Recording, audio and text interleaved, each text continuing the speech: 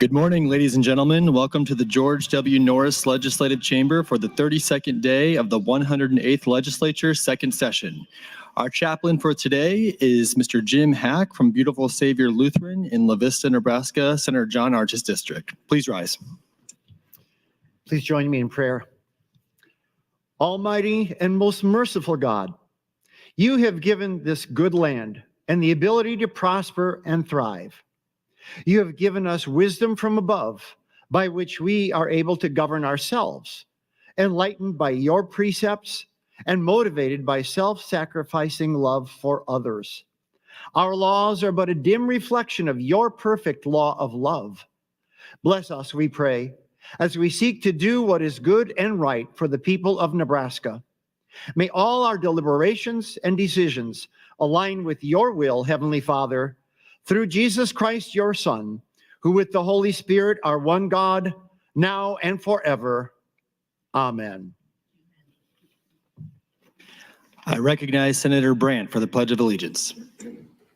Please join me for the pledge. I pledge allegiance to the flag of the United States of America and to the republic for which it stands, one nation, under God, indivisible, with liberty and justice for all. Thank you. I call to order the 32nd day of the 108th Legislature, second session. Senators, please record your presence. Roll call.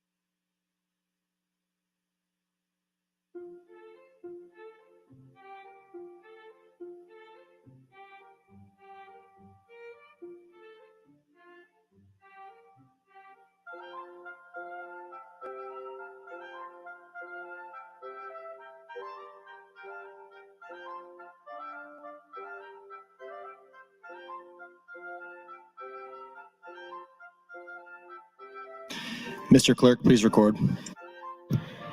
There's a quorum present, Mr. President. Thank you, Mr. Clerk. Are there any corrections for the journal? I have no corrections this morning, sir. Thank you. Are there any messages, reports, or announcements? There are, Mr. President. Communication from the governor concerning 2 appointments to the Nebraska State Electrical Board. Additionally, communication from the governor concerning Stephen Farrington's appointment to the State Electrical Board. Your committee, the Executive Board, reports Legislative Bill LR 298 to the legislature for further consideration with an amendment. Additionally, notice that the Appropriations Committee will be holding an executive session under the north balcony at 9:30. Appropriations exec session 9:30 under the north balcony. The General Affairs Committee will hold an executive session under the north balcony at 10 o'clock. General Affairs executive session under the north balcony at 10 o'clock. The Transportation Telecommunications Committee will hold an executive session under the south balcony at 10 o'clock. Transportation under the south balcony, exec session at 10 o'clock. And an amendment to be printed to 9:27 from Senator Frederickson. That's all I have this time, Mr. President. Thank you, Mr. Clerk. Senator Albright would like to recognize Dr. Dave Holting of Pender, Nebraska, serving as a physician of the day. Please rise and be recognized by your Nebraska legislature.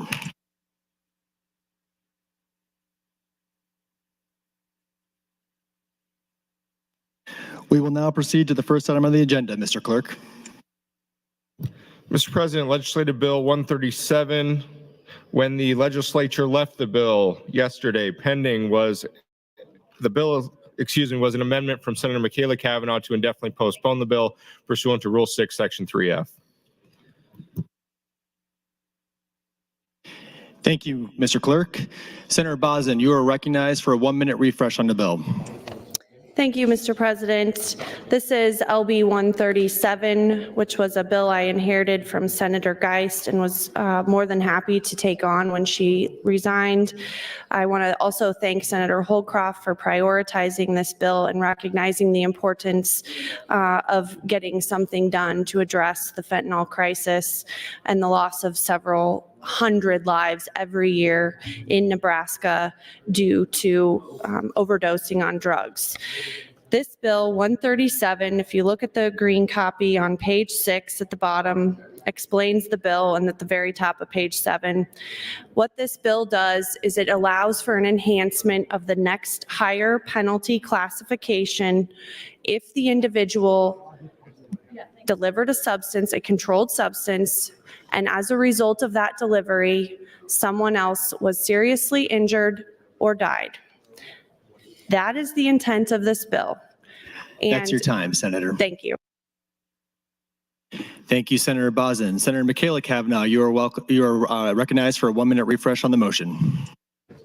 Why, thank you. This is a motion to indefinitely postpone. I think I can yield the remainder of that minute.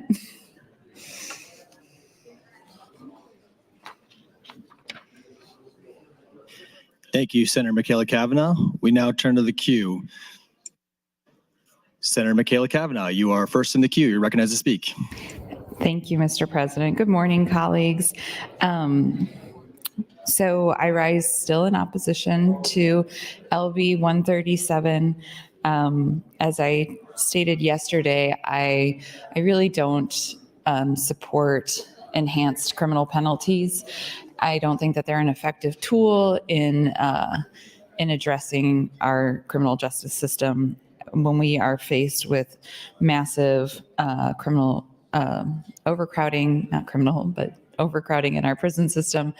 And we haven't done nearly enough to address that issue before we start increasing the penalties that put people into incarceration. I think we need to be addressing the humanitarian crisis that our prisons face here in Nebraska. So that's why I have the motion to postpone. I did talk to Senator Bozen about this yesterday. I do not intend to take this 8 hours. I do know that many people have things that they want to say on this bill, so I'm going to leave my motion up this morning until we get to a vote on it, which could be in 10 minutes, could be in 5 minutes, I'm not sure. But I do want to leave it up there so that we can have a little bit more of a conversation about this really important issue facing our justice system here in Nebraska. This has been an evergreen problem for a very long time, but it really is coming to a head currently with the allocation of hundreds of millions of dollars to build a new prison, that even if we build a new prison, by the time it's built, as Senator McKinney has said numerous times, we will need to build another new prison if we don't do anything about sentencing reform. And what I would like to see us focusing on are things that are going to address that overpopulation, including our parole board and requiring them to show up to work and deal with the parole system. And I think that there is some legislation for that this year. So I hope that we can have some debate on the floor on that legislation. I think maybe it's Senator McKinney's. I'm not entirely sure who that bill belongs to, but we have had a long-standing problem of our parole board not showing up to work, and we need to address that. Not continue enhanced criminal penalties. I did say yesterday I am an equal opportunity anti-enhanced criminal penalties.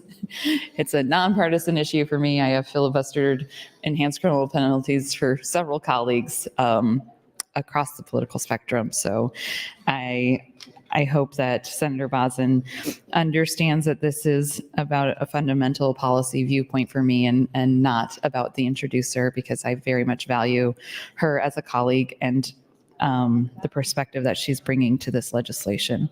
And I think that she is coming at this from a really important and heartfelt perspective of addressing the opioid crisis here in Nebraska. I just would like to do it in a different way. So with that, Mr. Speaker or President, how much time do I have left? You have 1 minute and 20 seconds, Senator. Okay. I do want to just take a moment to acknowledge a loss that the Omaha community had yesterday. We lost a leader. Mr. Lauritsen of First National Bank passed away at 80 years old, and he has done a lot for not only the Omaha 1 minute. community, but the state. Thank you.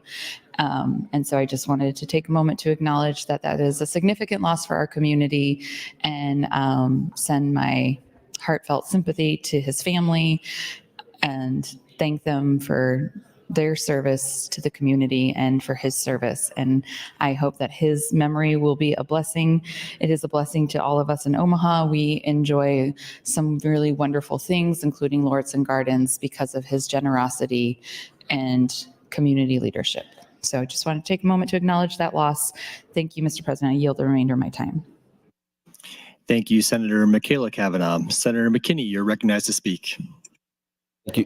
Thank you, Mr. President. I rise in support of the motion to indefinitely postpone LB 137.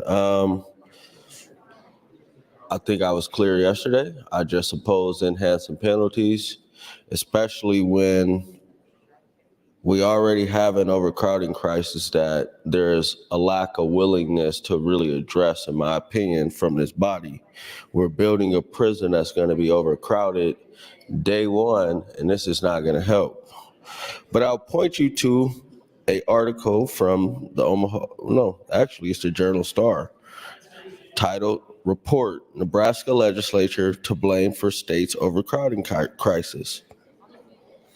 An academic report released this week examining Nebraska's overcrowded prison system came to some of the same conclusions offered by previous assessments of the state's Department of Punitive Services.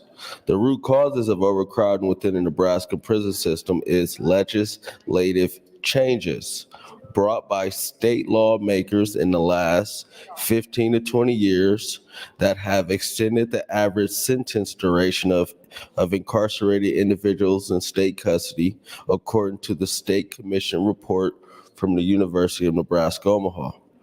And researchers made clear that the expansion of prison capacity will only provide a short-term fix. According to the report drafted by researchers who warned without sentencing reform and other legislative solutions, additional expensive prison expansions will be required routinely.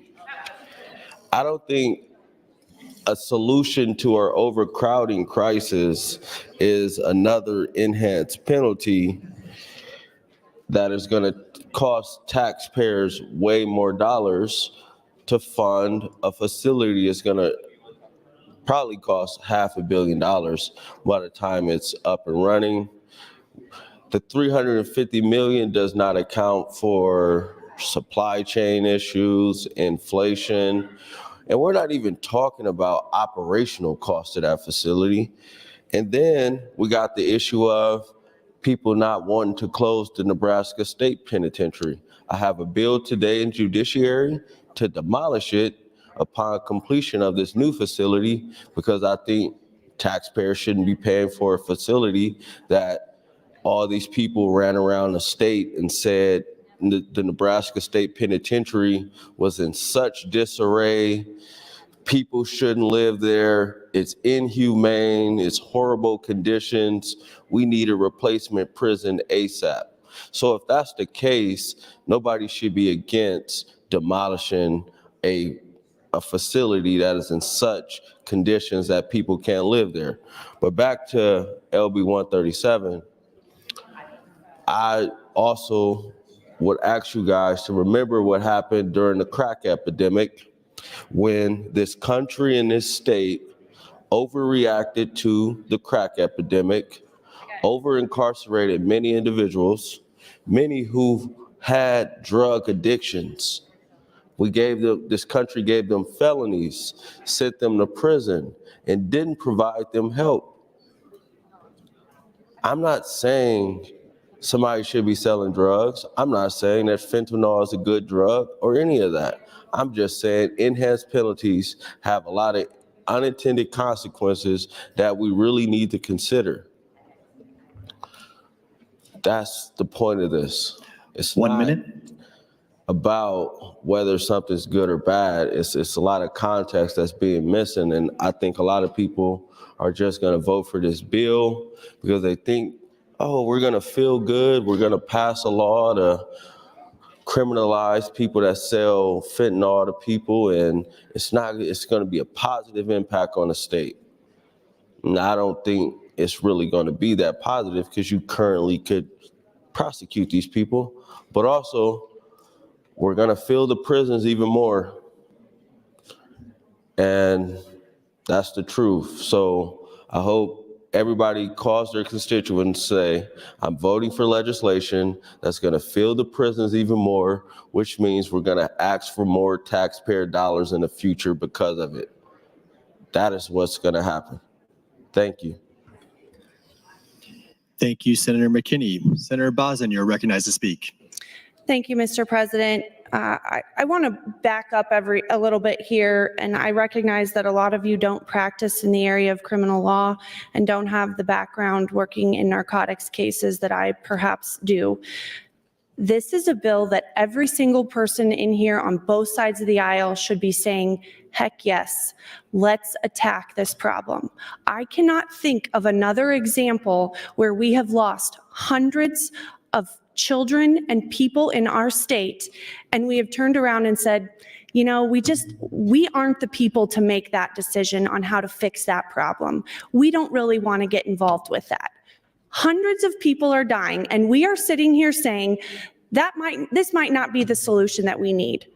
I have supported and I have encouraged everyone to support attacking this issue from every direction, whether that's encouraging treatment facilities, whether that's encouraging individuals to have Narcan in the schools and for police officers, whether that includes providing information to individuals while they're getting clean needles to continue using their drugs. We can walk and chew gum at the same time, and addressing this issue head on from every angle is the only way we're going to make any headway against this crisis. This is a nonpartisan issue. I don't know why it's become partisan in this body. It is a nonpartisan issue. If you look at the Biden administration, they've run a campaign that says one pill can kill. If you look at all the cities that have passed, the states that have passed this legislation, several of them have democratically run houses, democratically run senates, and democratic governors. And they're passing legislation substantially the same or the same as this legislation. I want to go back again, and first of all, I forgot to do this earlier. The families that came in and testified during the hearing for LB 137 had lost children, and several of them are here today, and I think that takes a lot of courage, and I want to thank them for coming. The other issue that we have, and I'm losing my place here, I went through and I provided a list, and this is going to sound like the 50 Nifty United States song, but Nebraska won't be in this list of states that have passed this. Arkansas, Colorado, Florida, Indiana, Kentucky, Louisiana, Mississippi, North Carolina, South Carolina, Pennsylvania, Tennessee, Texas, Ohio, Wisconsin, and Wyoming. There are others. I just haven't been able to check all of the statutes. Fentanyl is 100 times stronger than morphine. It is 50 times stronger than heroin. If you have a pack of sweetener, think of your Sweet and Low packets, think of your Equal packets. That is enough fentanyl to kill 500 people in that packet. 500 people in one packet. The threat from fentanyl and other powerful synthetic drugs is a greater threat to public health, than any prior drug epidemic we have ever faced in this country. This must be a public safety and public health approach. In addition to other individuals who have championed this fight, former Attorney General Eric Holder cautioned, and I'm quoting from an article, the left and the right to avoid a reflexive approach. The breadth and scope of this challenge requires both a vigorous criminal justice approach and a public health response. And yesterday and a couple of weeks ago, I watched everyone in this body support Senator Vargas, support Senator Hunt in their efforts to address, thank you, in their efforts to address this from the public health approach. And I bring this bill and suddenly it's, oh, pump the brakes. We don't want to enhance penalties for people who are dying. We have a responsibility. This is our exact job. Picking license plates, doing all those things, we do that too. This is our obligation. This is why people send you here. This is why they vote. Response to the crises that we're facing, and this is our responsibility to Nebraskans, to react to this crisis, and every day that we don't, more individuals will be lost. Thank you. Thank you, Senator Bozen. Senator Wayne, you're recognized to speak. Thank you, Mr. President. It's easy to sit up here and say doom and gloom, we got to do something about the problem. And you're right, it's exactly our job to pass sound bills, not bills that have unintended consequences. The fact of the matter is this bill is overbroad. But here's the interesting part. Will Senator Bozen yield to a question?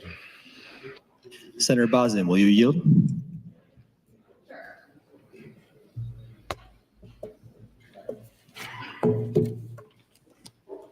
Oh, usually. Sure. Sorry. Thank you. When this started out, you talked about a family who came here and their young daughter died. And I don't want to get too personal about it because I think it's a tragedy in and of itself. But if this bill was on the books when that incident happened, would anybody have been charged as to date with this enhancement? I would assume that the answer to that would be yes, but I wasn't here for the testimony, so if there's a fact I'm not considering, I wasn't present when they testified. I have met with those individuals.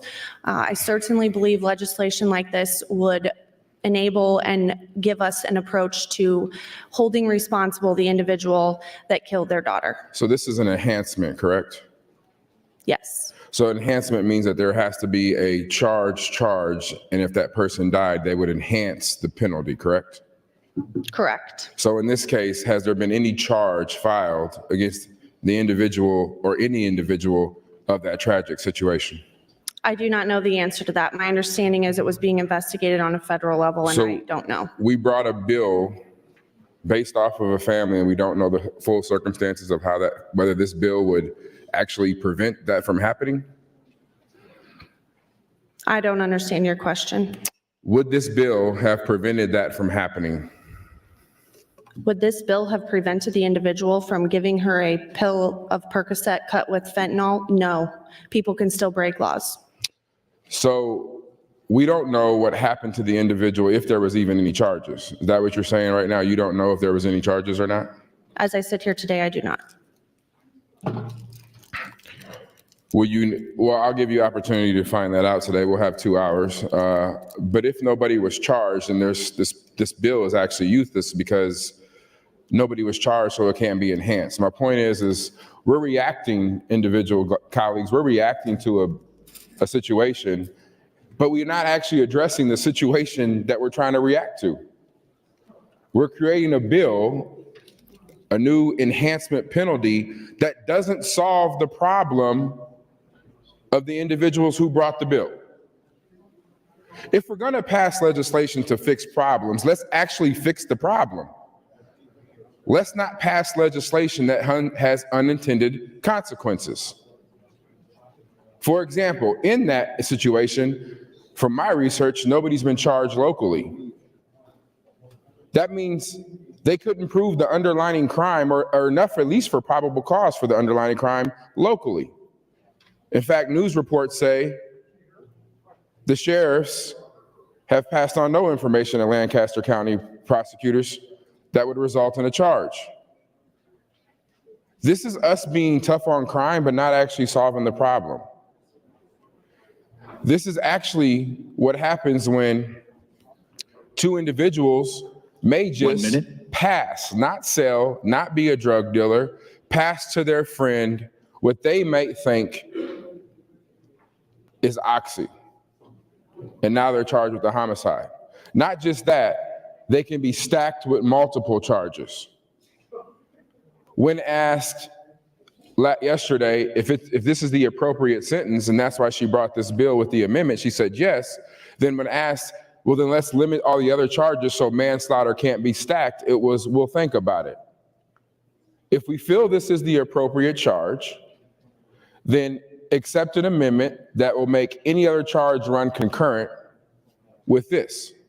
If we think this is the appropriate charge and sentencing range. Let's not just have another tool to stack on to a parent who thinks they're giving their 25-year-old oxy for their sore back. That's your time, Thank Senator. you. Thank you, Senators Wayne and Senator Boson.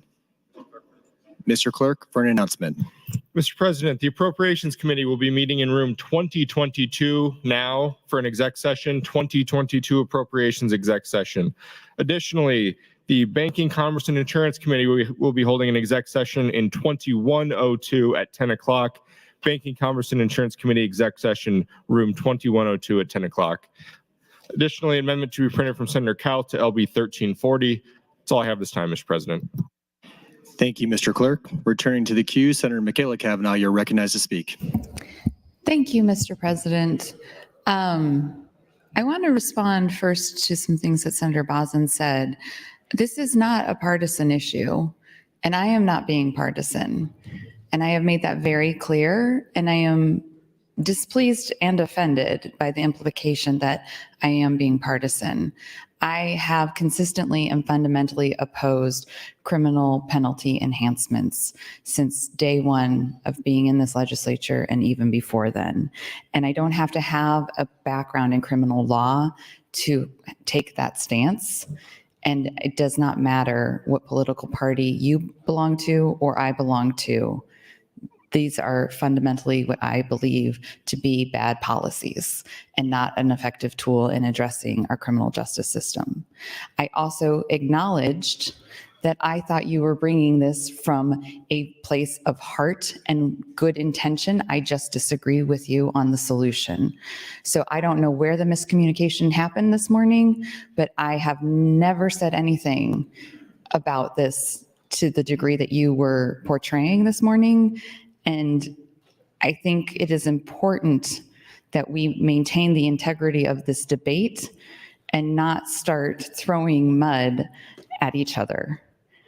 I have a great deal of respect for Senator Boson and her background in criminal justice. I don't believe enhanced penalties are the way forward, period. I don't care if Senator John Kavanaugh brings the bill. This is how I view it.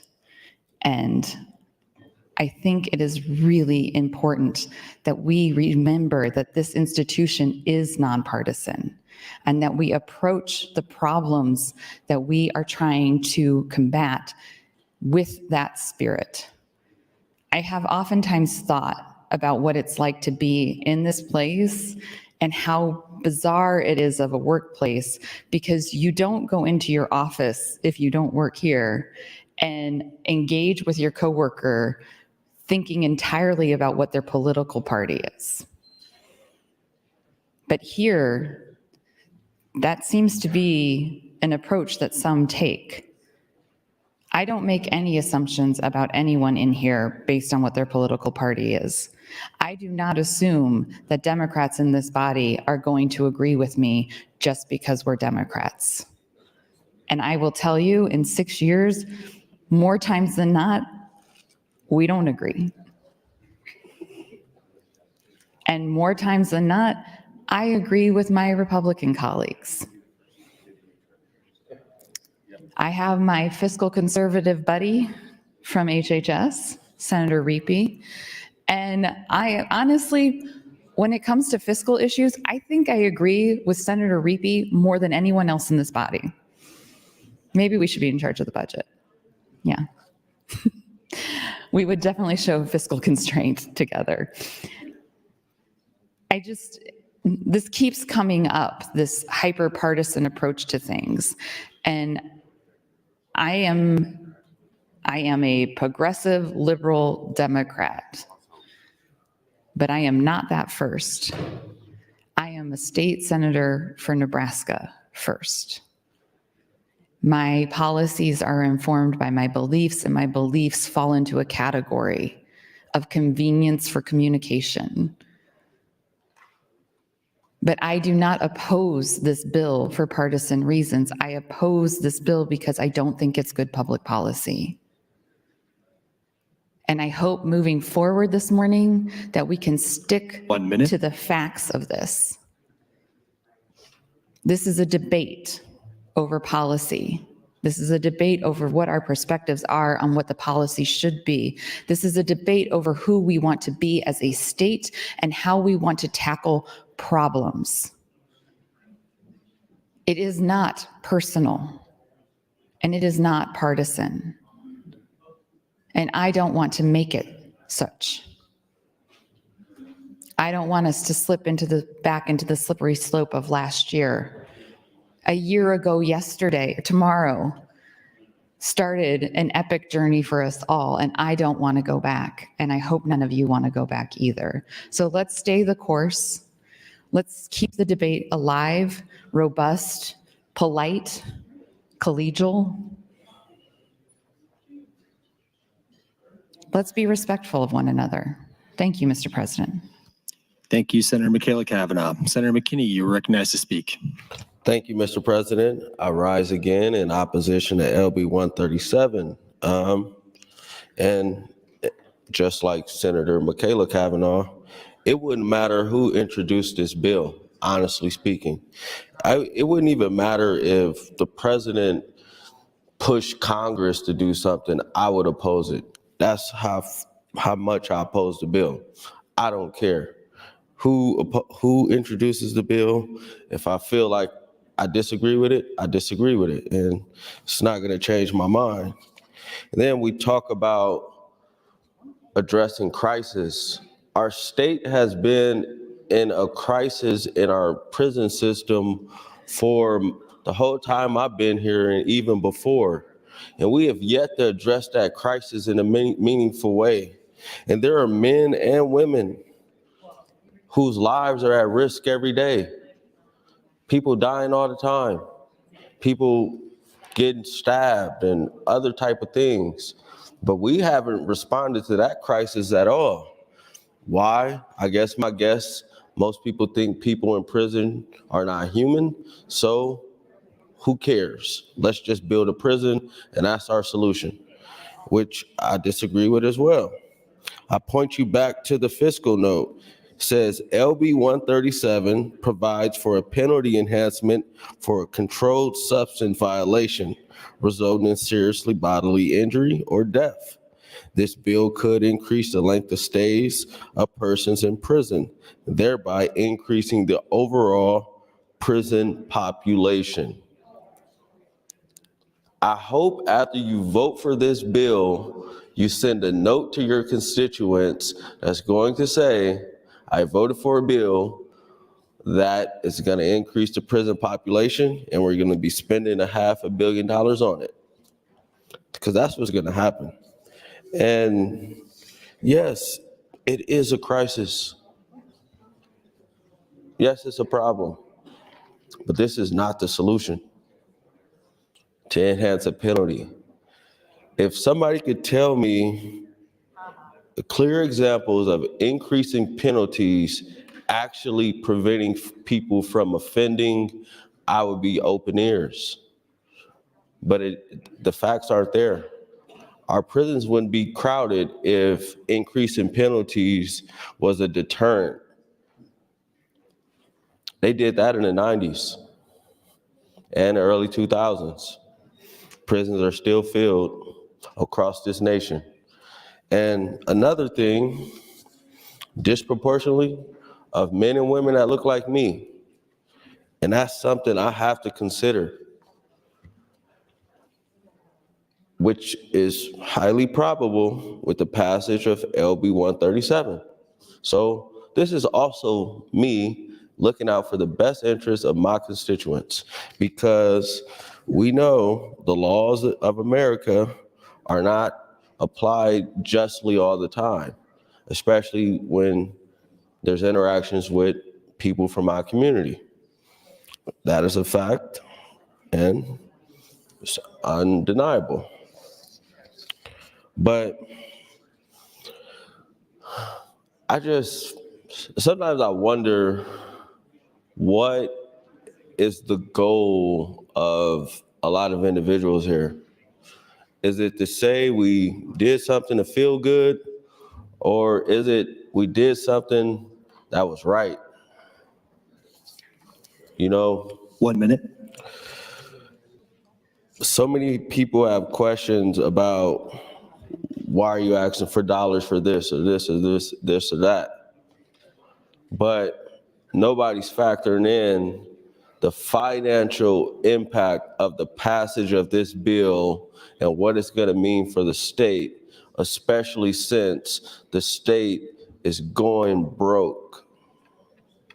Where's the money going to come from to expand the prison after this bill goes into effect? Are you going to keep NSP open and hopefully you go tell the taxpayers that we didn't want to replace it, we wanted to keep it open and have 2 prisons in Lincoln, or 3 actually, or really 4, something like that. But my point is, I don't think this bill is needed, especially in the times that we're in. We need to consider. That's your time, Senator. All right. Thank you, Senator McKinney. Senator Conrad, you are recognized to speak. Thank you, Mr. President. I'd yield my time to Senator Wayne if he so desires. Senator Wayne, you are yielded 4 minutes and 47 seconds. Thank you. I thought it was kind of funny when we're talking about conservatives, Republicans, Democrats, liberals. I think this is the very conservative thing to do when you talk about government overreach. This isn't just this is casting a wide net.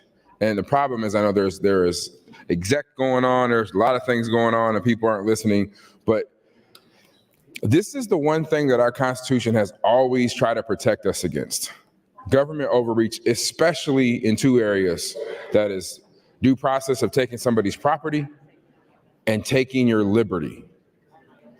And if you vote for this, you are casting a super broad net. And again, we're going to have some more conversations here about what the bill actually says. The bill actually uses the word connected. So when Senator Bosin got up and started talking about what other states are doing, I actually went and started looking at those state statutes.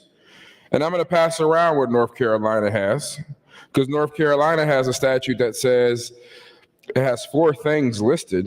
It has to be an unlawful sale of a certain controlled substance. The controlled substance or substances causes the death of the user through ingestion. And it has to be the proximate cause of the victim's death.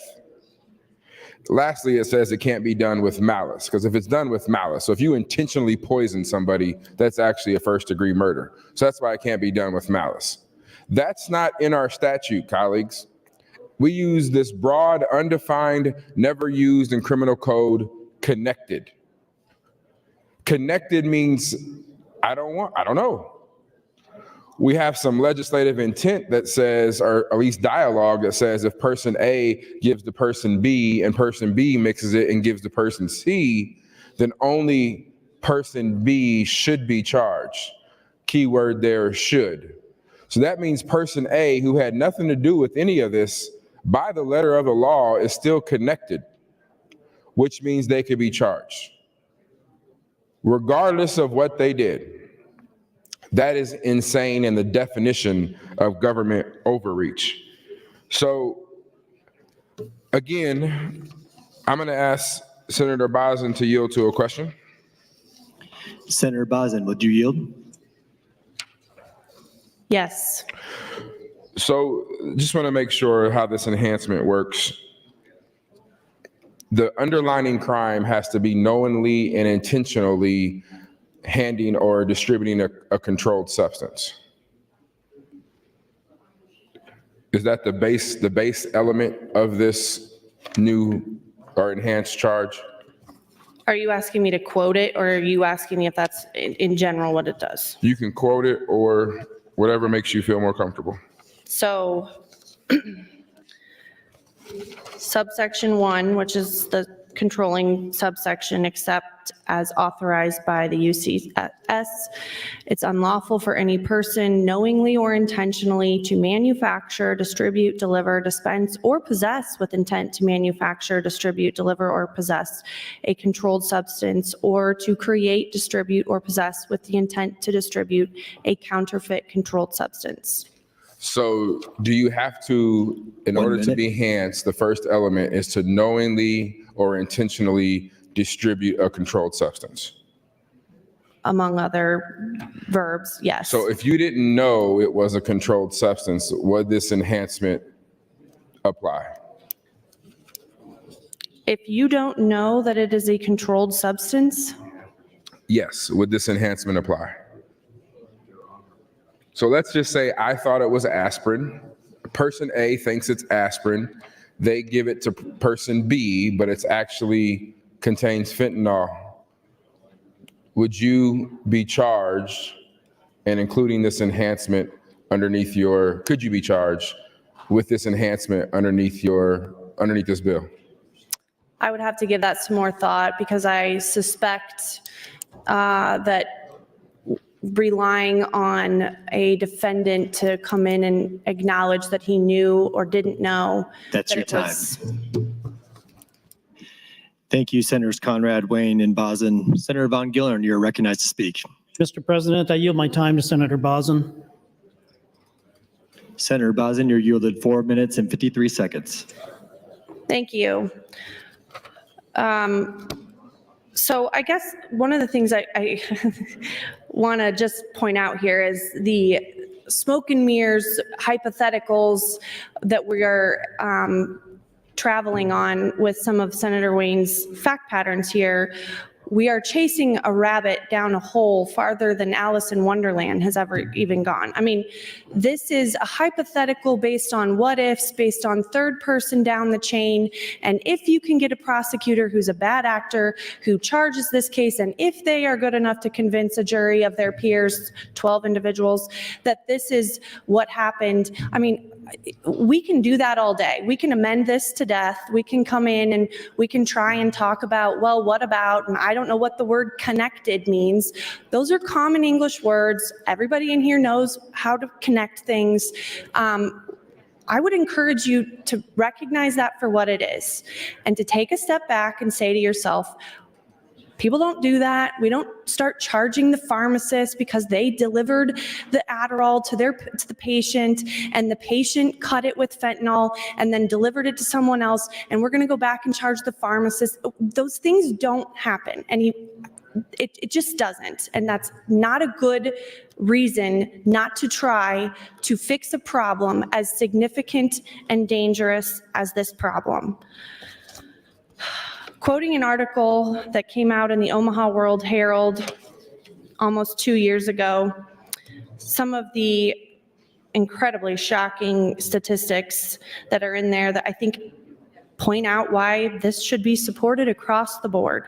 It's a 2022 article. Through the first 6 months of 2022, there were at least 26 overdose fatalities in Omaha, including 11 during the month of February alone. Nationally, the U.S. Drug Enforcement Administration says there have been some 108,000 overdose deaths in the last 12 months, more than enough people to fill Memorial Stadium on a football Saturday. That is 4 times as many who die from homicides in America each year, and more than twice as many as are killed in motor vehicle accidents. Doing nothing is not an option. This is a crisis. It is a public health crisis. It is a public safety crisis. This has to have a reaction. It has to be responded to. This is our opportunity to figure that out. Going on from the article, law enforcement and public health officials note the accidental overdose deaths are cutting across all age groups, with those in ages 35 to 64 in Nebraska actually dying at higher rates than those 15 to 24. So for those of you who think this is kids who are drug users, they're individuals that are, a drain on society, or whatever negative thought you might think this is targeting, that's not it. This is impacting everyone of all socioeconomic groups, of all walks of life. This is an issue that all of us are susceptible to being the victim of. According to the Center for Disease Control and Prevention data, between 2000 and 2020, so 20 years, annual deaths from accidental drug overdoses in Nebraska spiked from 22 to 177. That is an increase of 705%. A 705% increase. If you can show me those kind of numbers and anything else that we're responding to as a legislature, by all means, get on the horn and give it a go. Maybe that's a good reason we shouldn't be doing this.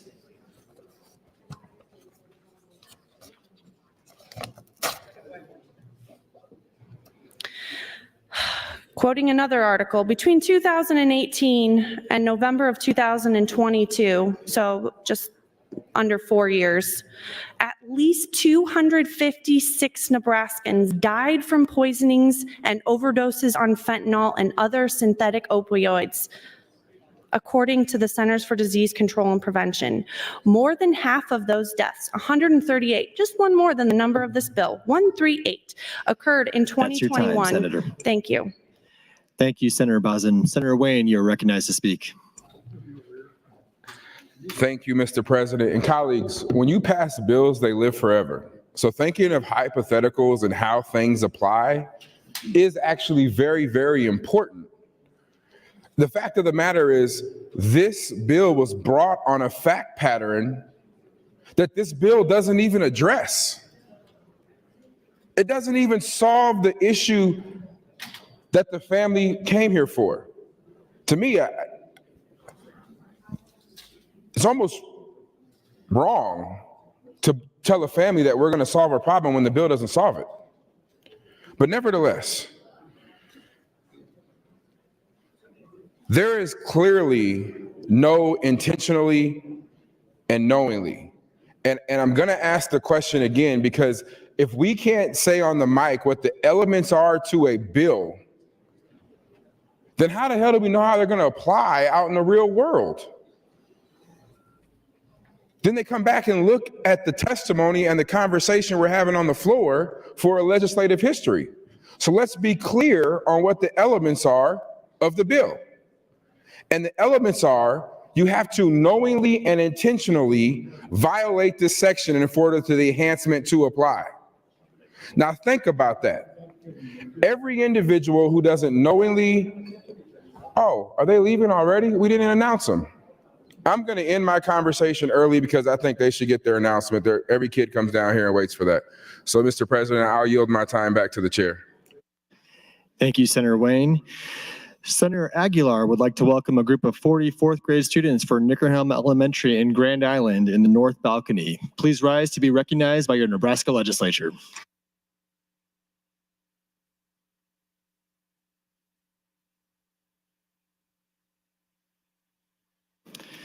Returning to the queue, Senator Decay, you are recognized to speak.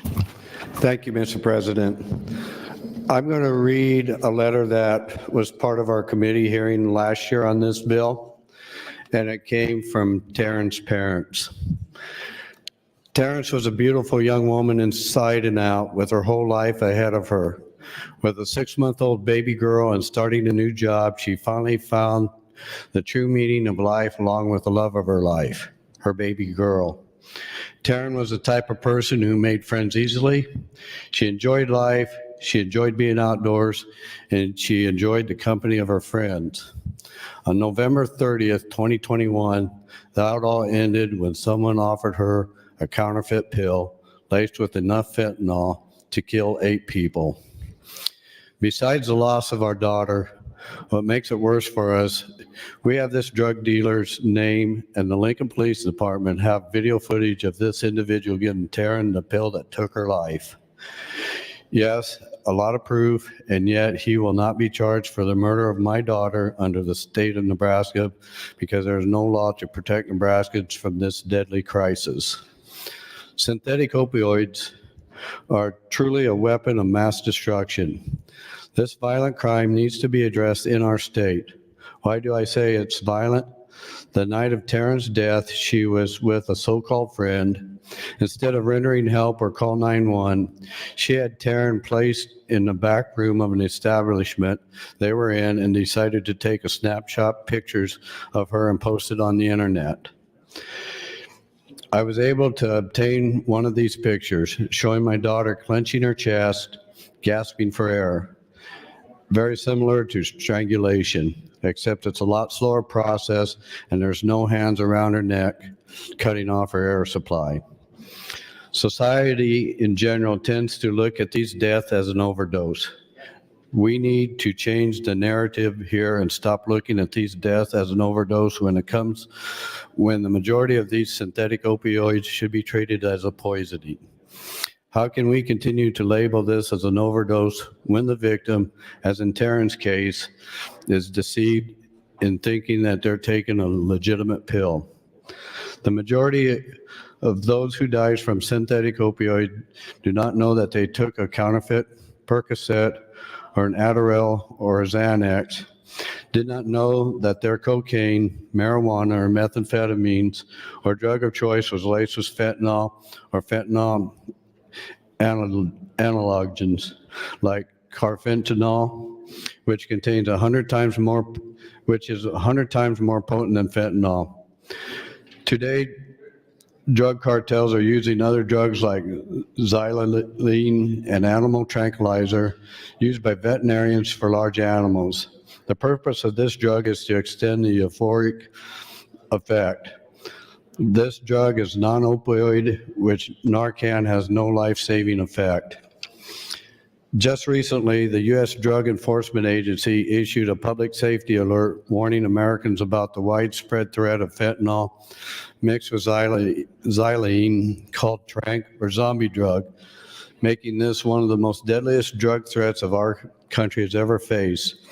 This new drug has been found in 48 of 50 states, including Nebraska. Along with our society looking at this as an overdose, they tend to blame the victim, not the cartel, drug dealer, or pill pusher for their death. We need to rethink the situation and not blame the victim. We do not know or understand who these victims are. 1 minute. Thank you. What they may be experiencing, whether it's occasional party, out on the night, someone pressured into experimenting for the first time, or someone who is suffering from anxiety or depression looking for something to escape the moment, or a person suffering from an addiction, he or she is labeled as an addict. This is so wrong to blame the victim for their death when these drug dealers are taking advantage of our loved ones. Today, with the anxiety and depression at an all-time high in our nation, what better way to put this deadly weapon in a pill form or disguise to look like candy and deceive our loved ones to thinking that they're taking a legitimate pill? I'll read the rest of the letter on the next time. Thank you. Thank you, Senator DeKay. Senator Dugan, you're recognized to speak. Thank you, Mr. President. Good morning, colleagues. I do want to rise just to say a couple of things regarding LB 137. Before I get into that, I just want to say I think it's important for us as a body to be able to have these conversations and not have it be necessarily perceived as a quote unquote filibuster. I mean, I understand filibusters do happen and filibusters do carry certain weight and precedent, but I think especially for us freshmen, it's very important that we be able to have actual debate over serious issues like LB 137 and not have it automatically feel like it devolves into this concern of, oh, it's a pointless filibuster. I think the conversations that we're having surrounding LB 137 are really, really important. And I think that the points that are being made by people on both sides are real. We only debated this for about an hour yesterday. And so I just want to urge caution when some of my colleagues, I think, tune out or think that this is just taking up time, because the points that are being raised by everybody on both sides, I think, are vital. So I would ask people who are paying attention to continue to do so, because the debate that we're having is substantive. And there was a lot of conversation yesterday after we started having this debate on 137 of, oh, it's a filibuster. And I understand there's an IPP motion on the board, but that doesn't mean what we're saying is not of substance. So I just would say that to urge caution to my colleagues, especially us freshmen who I think are still kind of getting our feet under us during what is a more normal session. With that being said, I do return to LB 137 in opposition. I want to reiterate what I said yesterday, which is that I think Senator Bosin has come at this from an incredibly genuine place. I think that she's coming at this trying to address a real issue. The letter that we just heard from Senator Decay is heartbreaking. And I have personally spoken to families who have dealt with this kind of substance use disorder and have dealt with people who have died. And it is incredibly tragic. But what is important, and this I think goes back to some of the points that were being made yesterday, is we have to be targeted in what we do to actually address those problems.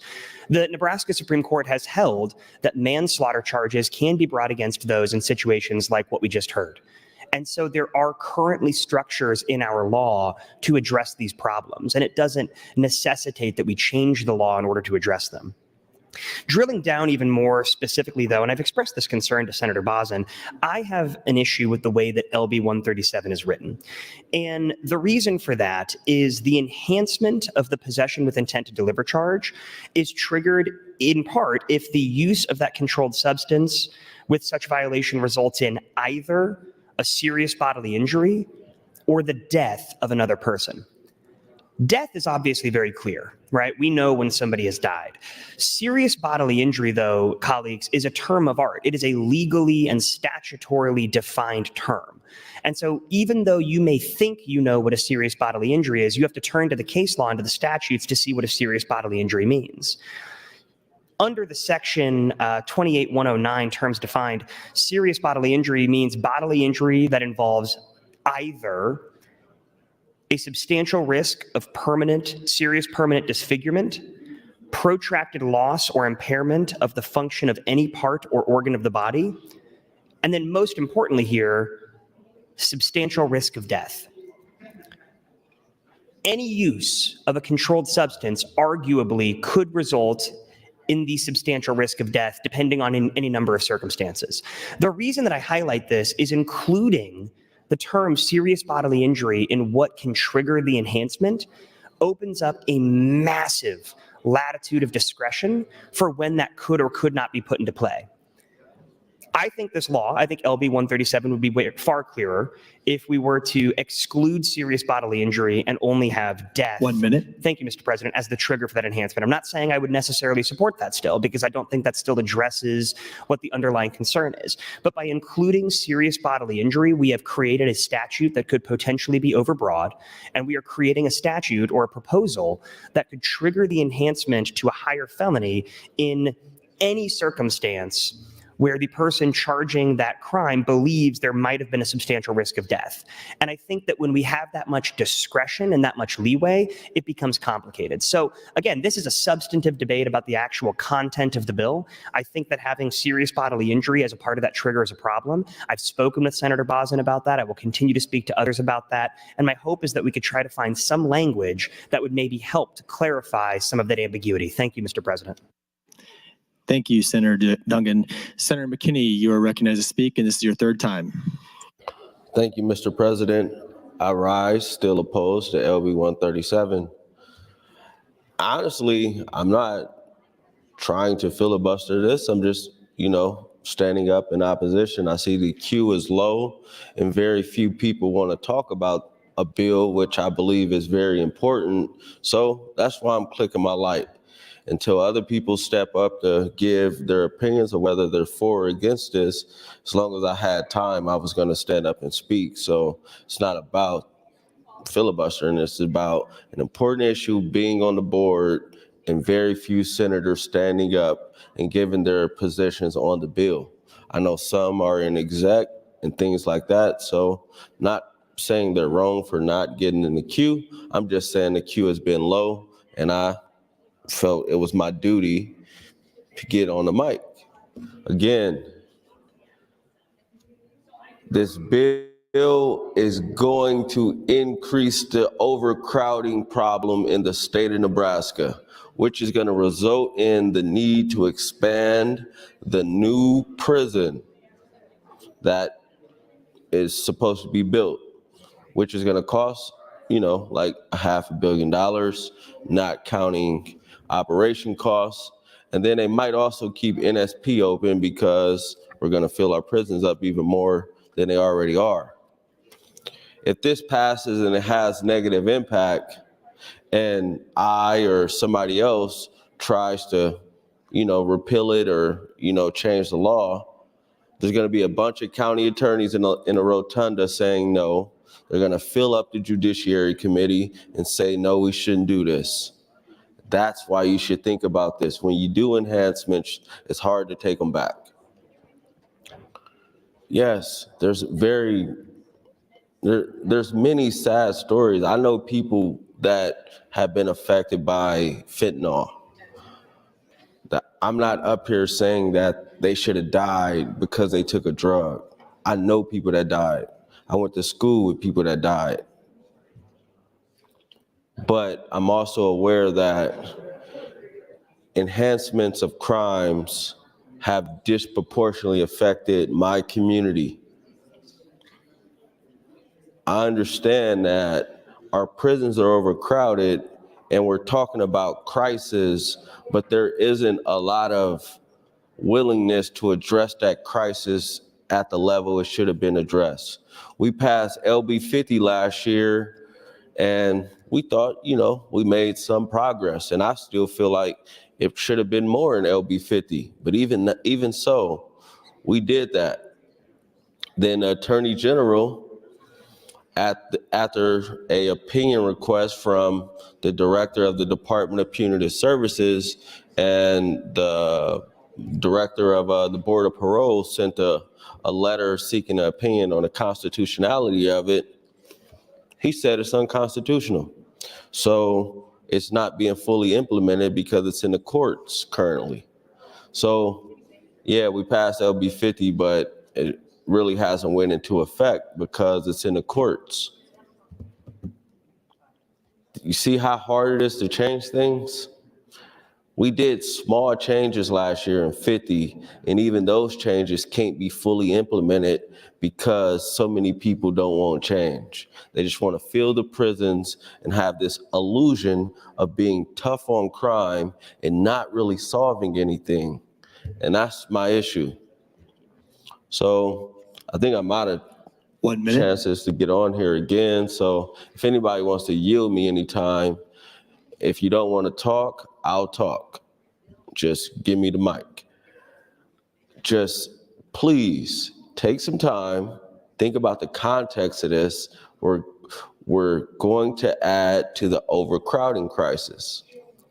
Let's talk about that. I don't like the bill, and I also don't like it because we're adding to the overcrowding crisis, and there is not a willingness in this body to actually address the overcrowding crisis. Y'all just want to build buildings and keep old, outdated buildings open, but not actually help people that are in horrible conditions, and some of them are dying in those conditions. Thank you. Thank you, Senator McKinney. Senator Conrad, you are recognized to speak. Thank you, Mr. President. Good morning, colleagues. I'm proud to follow my friend, Senator McKinney, because I'd like to echo a lot of the great points that he made and he always makes as a consistent and powerful advocate in regards to smart justice reform and prison reform.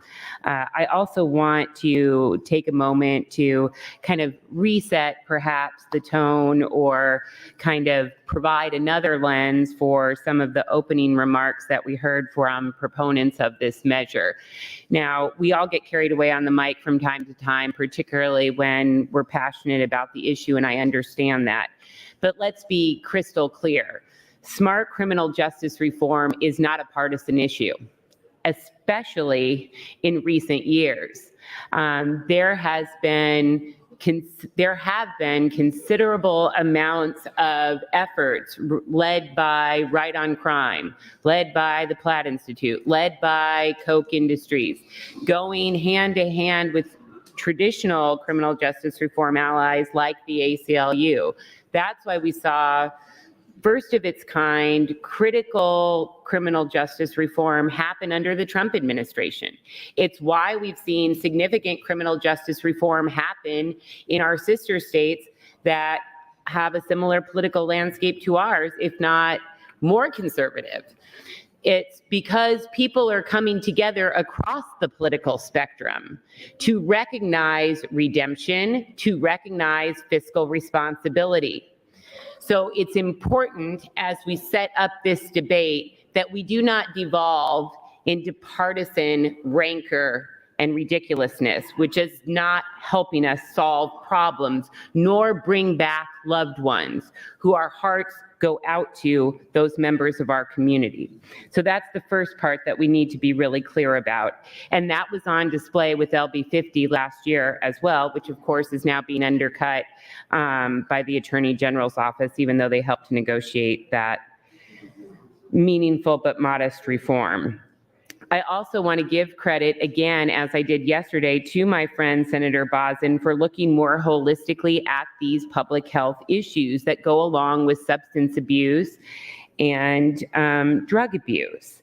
And we need to lean into those solutions, Senator, and we need to focus on the areas where there is common ground and consensus.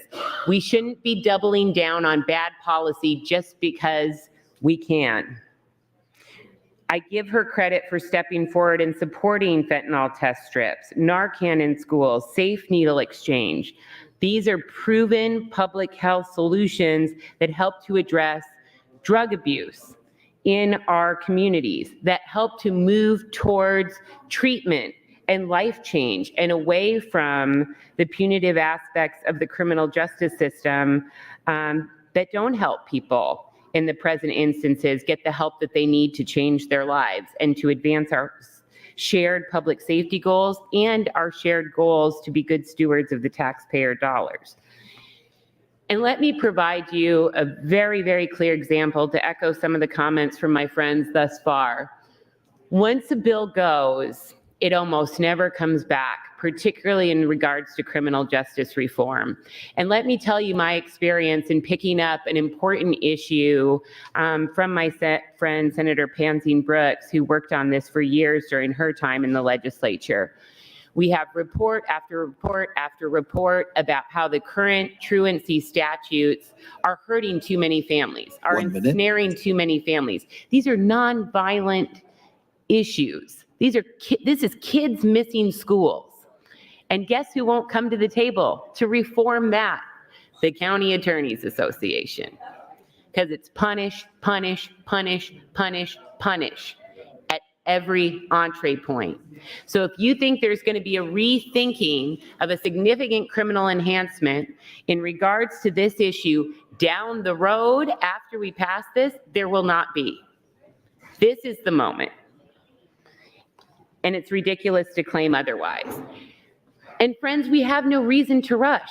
We literally have a criminal justice sentencing reform task force that is completing its work about how our statutes look, about how they should evolve. There is no reason to leapfrog or piecemeal forward with 137 if we're serious about Senator. that task force. I'm going to get in the queue again. Thank you, Senator Conrad. Senator Blood, you are recognized to speak. Thank you, Mr. President. I would like to yield my time to Senator Wayne since he did not get to finish in his last round. Senator Wayne, you are yielded 4 minutes and 59 seconds. Thank you, Mr. President, and thank you, Senator Blood. Colleagues, what's interesting for those who are watching at home is how empty this body is. This body is completely empty, and I may call a house just to call a house at this point. I'll think about it. But here's the issue, colleagues. I understand what Senator DeKay was reading. There are people I have lost a lot of loved ones to drug use, drug abuse, gun violence, etc. But getting up and just keep telling stories that don't match the bill is just, in my opinion, wrong. Yes, fentanyl is dangerous. Yes, there are problems that we are dealing with. But we're not actually solving the problem that we're trying to, I guess, theoretically talk about like we're trying to solve. If there was camera footage, if there was evidence of a controlled substance being given or sold to an individual, that is a violation of the law. If they weren't charged, this bill does not change that. Will Senator Bosin yield to some questions? Senator Bosin, will you yield to a question? Do people ever say no? I'm just curious, actually. Yeah, people have. In my time, there's been Senator Aguilar, Senator Groney. I can count a handful. Senator Blood. So you can say no. I'm not going to say no. I always think it's funny when people ask. It's like, does anyone say no? Yeah, yes, people do say no. Stranger things have happened. Okay. So will you yield to a question? Yes. Okay. Let's talk about the elements because I want to make sure I get this right and people understand. The first charge or the baseline charge has to be that the individual knowingly and intelligently distributed or sold or gave to an individual a controlled substance. You said intelligently, and I would argue it's not intelligent, it's intentionally. Sorry, you're correct. So knowingly and intentionally, correct? Knowingly or intentionally. So if they do not believe it's a controlled substance but give it to somebody, they can't even get to the next stage of when it's enhanced. If you are knowingly and intentionally giving something that you think is a Tylenol, I would say no. Unless I'm missing something, unless this is a gotcha, no. No. Do you have to know what you are giving is a controlled substance? So do they have to know that oxy is a controlled substance versus aspirin? Does the individual have to be able to distinguish those two? So if I give you a pill and it's cut with fentanyl, I am held to a strict liability standard. Is that where you're going with this? No, I'm asking you if I give you a pill, do I have to knowingly or intentionally know that it's a controlled substance? That it is banned, that I can't give it to somebody? Under the current state of the law, if you give someone something that is found to be a controlled substance, yes, you would be eligible to be charged currently. I'm still not getting the clarity on the answer. So if I have a pill that I do not know is a controlled substance and I give or sell it to somebody, can I be charged with knowingly and intelligently distributing it? Again, it's not intelligent. I'm sorry, intentionally. So if I give you something and it is a controlled substance and I intentionally and knowingly give it to you, yes, under the current state of the law. So in a fact pattern where somebody gives a controlled substance to an individual, they should be charged, right? If they knowingly and intentionally give a controlled substance to somebody, they should be charged at a baseline of a controlled substance violation. Under the current state of the law, yes. So what would be the reason that a prosecutor wouldn't charge that first level? What would be a reason that a prosecutor would or would not? Would not charge. If they can't prove that they had a controlled substance. So if they can't prove that they had a controlled substance, we can't. That's your time. Thank you. Thank you, Senators Blood, Wayne, and Bosin. Senator Wayne, you are next in the queue. And this is your last time on this. Thank you. Senator Bosin, will you yield to a question? Senator Bosin, will you yield? Yes. So what are the reasons that prosecutors don't charge in case of, in a situation where they saw somebody knowingly selling a controlled substance, intentionally selling a controlled substance? Why would a prosecutor not charge? There's a lot of reasons that may ultimately come into play, but among them, they couldn't prove that it was a controlled substance. So if they couldn't prove that it was a controlled substance, then you can't get to the enhancement, correct? If you cannot prove that it is a controlled substance that I delivered to you, then you would not be eligible for an enhancement. What would happen if someone took a controlled substance, but later took something else with fentanyl in it? Would that first person who gave the person with the controlled substance without fentanyl and the second person who gave the controlled substance with fentanyl, would that first person be enhanced underneath your bill? Under the current state of the law, if they're delivering the substance from person A to person B, under the current state of the law, they're guilty of delivery. But your question goes to when B cuts it with something that ultimately kills individual C. And your question is whether or not A is also culpable for the death of individual C. Is that right? Correct. And my position is that the word connected does not include that individual, because your example would include then pharmacists who are disseminating the drugs legally to person B, who then cuts the drug and gives it to someone else illegally. So I don't think that's included under the word connected. Do you have a definition of the word connected? No, but I'll get it for you. Is it in statute currently? Webster's dictionary, I think, has it. Do we look at Webster's when we look at plain language, or how do we do that in corporate interpretations? I think people interpret words without having them defined in statute. So a prosecutor could interpret the word connected to mean person A in your scenario. A prosecutor could do a lot of things, sure. So then you would agree that in that situation where a prosecutor interprets person A, that wasn't the intent of your language and that's too broad, the word connected? My position is that this does not include that individual. That's what I can commit to. But you agree that a prosecutor can take a different approach to the word connected? I agree that prosecutors have a lot of discretion. Do you think we should limit that discretion when it comes to the word connected in your bill?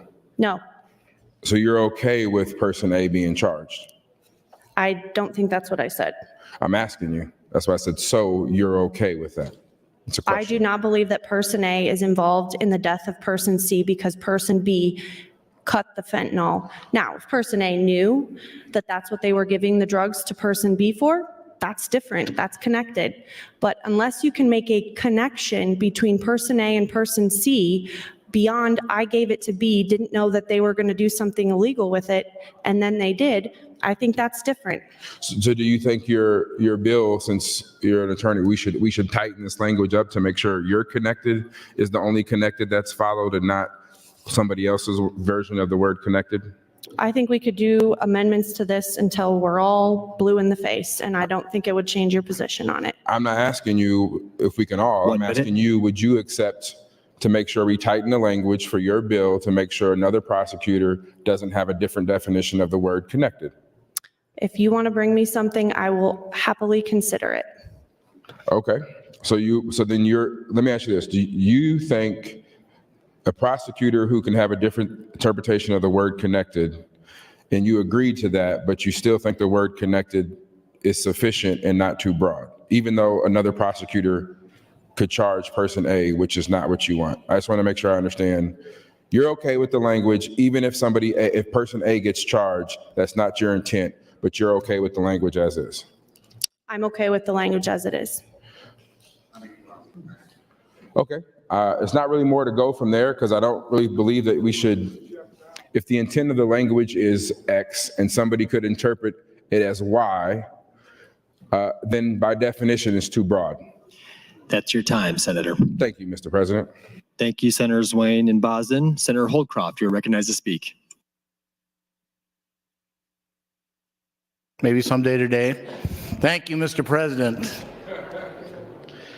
Yes, I rise in support of LB 137. It is my priority bill, so I really felt like I should support it. But I wanted to challenge some of the things that have been said, which we've heard over and over and over again And I'd like to, give you the facts on some of these issues. And we'll start off first with that our prisons are overcrowded. And that is true. They are overcrowded. And what's the definition of that? That means that they were designed for a certain number and we have more than that number in the prison. So we are doubling up. I mean, we have cells that were designed for one. In fact, most of the cells in our modern prisons are designed for one inmate, and we have two. We put bunk beds in there, and we've doubled up. That's why we are overcrowded now. Our percentage of overcrowding is second in the nation. I mean, it sounds really bad, but there's two numbers there. I mean, it's a ratio. It's a number of prisoners to the number of cells. So does Nebraska have a higher incarceration rate than other states in the country? And the answer is no. I mean, if you look at the states just around Nebraska, Colorado has higher, Kansas has higher, Wyoming has higher, South Dakota has higher, and Missouri has higher. So why isn't their overcrowding percentage higher than Nebraska's? Because they have more prisons. And so you have two solutions to our overcrowding situation in Nebraska. One, build more prisons. That's not ideal, I agree. And also to try to reduce recidivism, try to help with reentry. And then the comment was made, we have done nothing to do that. And with that, we just passed LB 50 and it's locked up in the courts, which was an inaccurate statement.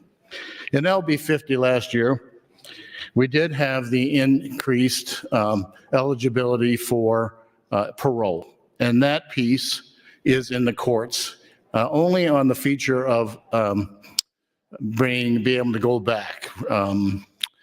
That's just the term I'm looking for, but reciprocity, not reciprocity, but going back in history and allowing those cases to be reconsidered. We can't do that, and that's what's locked up in Supreme Court. But going forward, the enhanced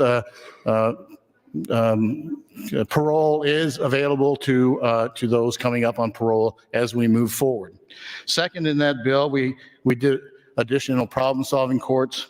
We also increased the number of probation officers, and we have a sentencing reform task force, which Senator Wayne and Senator McKinney are both members of.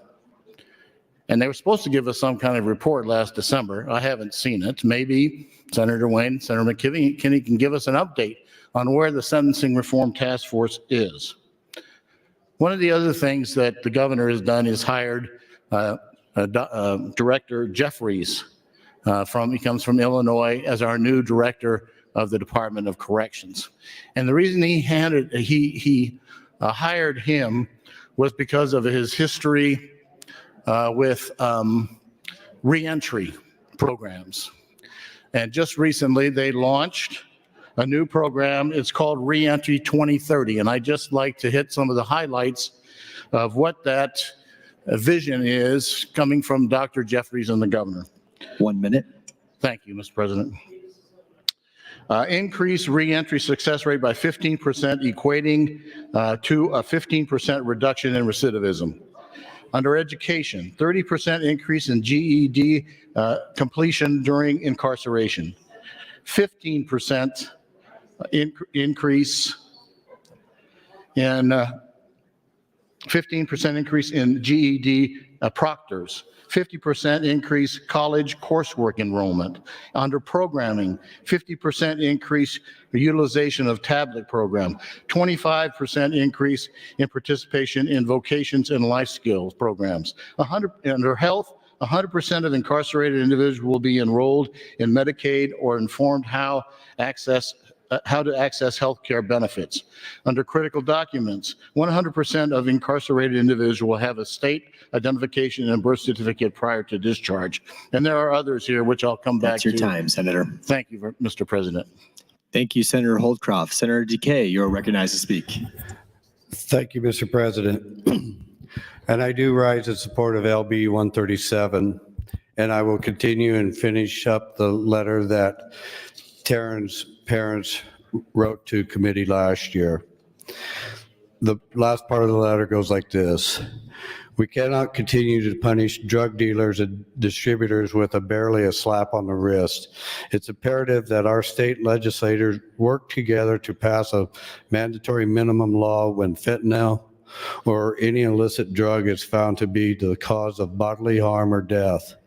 In addition, our legislators must pass a criminal code requiring police to treat each apparent overdose as a crime scene, preserving evidence, questioning witnesses, searching through the cell phones, and photographing the scene before clearing the premises. Change to the criminal code must direct prosecutors and judges to indict and punish drug dealers and pushers for their action, resulting in the death or bodily harm from a controlled substance. Drug dealers and pushers commit murder when citizens die as a result of their unlawful delivery of any controlled substances. They undoubtedly know the risk of death from the illicit drug being sold today. Drug dealers' premeditated actions are caused solely by unfathomable mentality of profits over people. These drug dealers and pill pushers must face harsh consequences. Light sentencing, and in the most cases, no prosecution does nothing to deter them from continuing their illegal trade. How many more Nebraskans have to die from this weapon of mass destruction before the state considers this issue? How many more families need to be devastated and have their life completely destroyed by these drug dealers and pill pushers who have no respect for life? Why is our state allowing these criminals to get away with murdering our loved ones with little or no consequences? Currently, there are 24 states that have drug-induced homicide law in effect, and it's time for the state of Nebraska to step up and protect these Nebraskans from these thugs who choose profit over life. I won't recall the states that are on this letter. Senator Bosum had already announced them. So with that, I yield back the rest of my time. Thank you. Thank you, Senator DeKay. Senator Conrad, you are recognized to speak. Thank you, Mr. President, and good morning again, colleagues. I want to join in the chorus of voices that has extended their sympathy to families that have lost a loved one due to drug use. And there is absolutely no way that doesn't speak to all of us as community members, as parents, as policymakers. But it is also incumbent upon us as policymakers to balance a variety of competing interests. And that includes fiscal components, it includes public policy components. And let me talk a little bit more about the public policy components, because no one has really delineated this or been clear about this. So under existing law, we have manslaughter, right? So you're held liable for the acts and the mens rea related to whatever criminal act that might result in death. You're not charged under murder. You're not specifically intended to kill somebody, but it's the result. And that's our manslaughter cases, which carry 0 to 20 years. 0 to 20 years. It's a significant sentence. And that existing law has been utilized to prosecute cases just like this. You can Google it and see the news stories. You can look at the filings in our courts. We also have existing law regarding the intent to deliver controlled substances that carries 1 to 50. 1 to 50, colleagues. We already have that. And those laws also have been utilized to prosecute cases like this, and rightly so. No one has told me, and I haven't seen any studies, about how increasing the penalties beyond 0 to 20, beyond 1 to 50, brings anybody back or is an effective deterrent. I haven't seen the studies, and we have to be honest about that. Simply increasing penalties does not have the desired effects. We already have, as the purpose of our criminal law is to deter and punish purposeful criminal activity. When somebody has the guilty mind, when somebody seeks to do harm, we bring harsher penalties. When somebody accidentally does harm, we do not. Those are the distinctions in the law, and rightly so on a policy basis. And Senator Bosin and others also cannot divorce the practice that exists with our current code that affords a host of enhancements already on top of manslaughter, on top of intent to deliver. Whether you've got a gun, enhancement. Whether or not you're in a school zone, enhancement. Whether or not habitual criminal applies, enhancement. And when we've asked Senator Bosin and others that are moving this forward to work with us on thoughtful amendments regarding technical language, like removing the resulting in bodily injury, nope. When we've asked Senator Bosin and others to work with us to amend this bill to make clear that it's concurrent, so it doesn't perpetuate abusive stacking that elicits pleas, nope. So we're clear about what this is.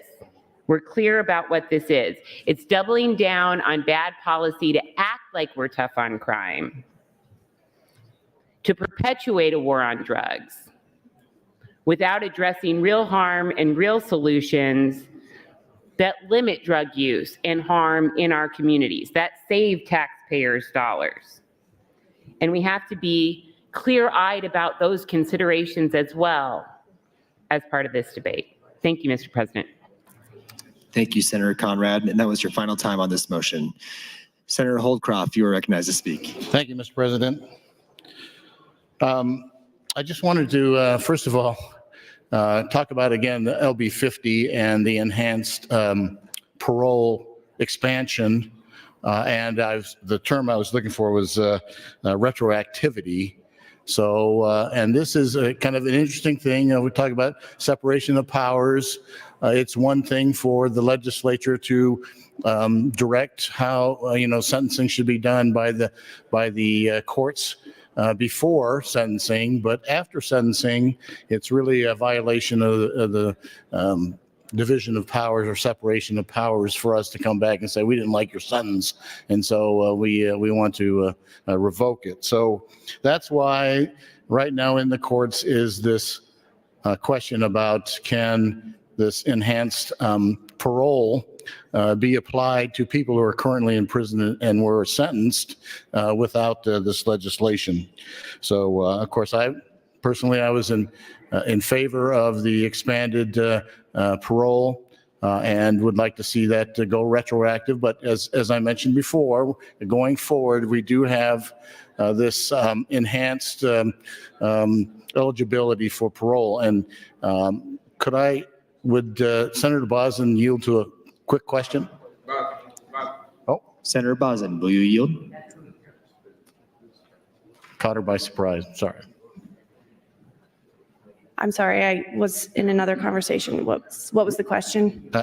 I'm just about to ask you the question. Would you yield, first of all? Yes. Okay. We were just talking about the enhanced eligibility for parole, which is currently in the courts. But what did we finally decide on as far as the percentage of original sentence that can now? So when is someone now eligible under the new LB 50? Yes. Although it is being debated, it's at 80% of their sentence. 80%. So before they had no eligibility and they'd go up to their jam out date, which is not necessarily a good thing because we have no post-release supervision. We have no incentive for them to do programs. And so for those who were in that situation, we built in some eligibility for parole, which lets them out earlier but also gives us that incentive for programming and post-release supervision. So to me, it was a win-win. Unfortunately, it's right now it's tied up in the courts. I just wanted also to touch on a few things. During the interim, I made a point of visiting as many of our correction centers as I could, because being on Judiciary Committee and never being in a prison, knock on wood, I really felt that I had something to learn there from the Department of Corrections. And so there are 9 correction centers in the state of Nebraska. There are 5 maximum security prisons in Nebraska, and they are NSP here in Lincoln and RTC in Lincoln, also Tecumseh, the Omaha Correction Center. And then there are 3 community correction centers, which are your work release. So they are typically inmates who are getting ready for parole. They're still incarcerated, but they are able to get a job, check out in the morning, come back in the evening. And so we do have the Community Correction Center in Omaha, the Community Correction Center in Lincoln, and also the Women's Correction Center here in, the Women's Work Release here in Lincoln. And then there is the Women's Correction Center in York. Thank you, Mr. President. And finally, the last one is the Work Ethics Center in Scotts Bluff. So that was just a bit too far for me to get to, but I visited the other 8, and I hate to bring this analogy, but there are a lot of similarities between a prison and being on a Navy ship at sea. So you're kind of restricted, but there are some things that you learn as a naval officer as you go around the ship and look for different indications of the condition of the facility. And number 1 was cleanliness. And I was very impressed with the cleanliness of the correction centers. I mean, there's no dust in the corners. The garbage cans are empty. There's definitely a lot of attention that goes to keeping those facilities in a clean condition. There are also the personnel. I was very impressed with the personnel. That's your time, Senator. Thank you, Mr. President. Thank you, Senator Holdcroft. Seeing no one else in the queue, Senator Michaela Kavanaugh, you are welcome to close on your motion. Thank you, Mr. President, colleagues. It's been a robust conversation this morning. After this motion, then I believe we will get to the committee amendment. So I went up to the front of the chamber earlier today and grabbed a couple of books. They're the laws, statutes, rules of order. And I started reading on page 990 of book volume 5. Statute is 81-8204. This is our statute on public counsel. Colleagues, we are in a bit of a crisis. The administration has continually, systematically tried to undermine our authority as the oversight branch of government. They are currently breaking the law. They are in violation of the law because of an attorney general's opinion. An opinion. I've got lots of opinions that are not law.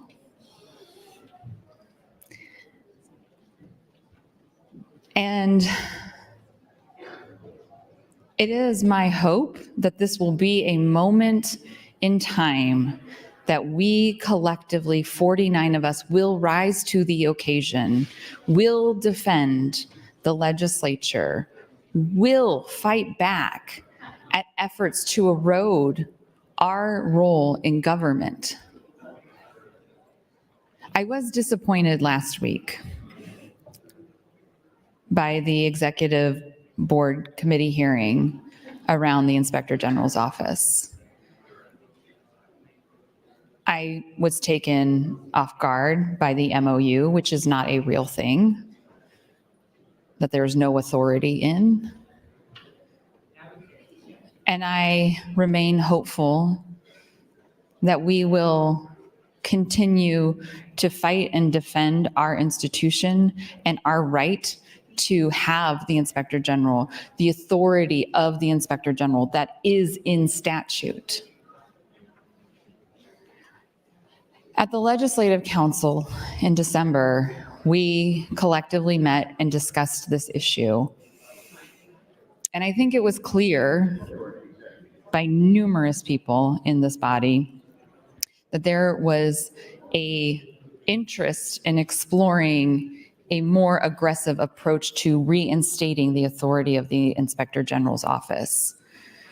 But we are a process entity, and we go through processes, and we are diligent, and we are thoughtful, and we are methodical. But I am concerned. I am deeply, gravely concerned that we are going to dilute our own authority in this process. And in the process of that, the people are going to suffer. The people we've been talking about in this bill, the incarcerated people who do not have the advocacy of having an Inspector General come in and ensure that their health and well-being is being accounted for. 1 minute. Colleagues, I think we're going to be having this conversation tomorrow, or that's what I'm hearing in the high school rumor mill that is this building.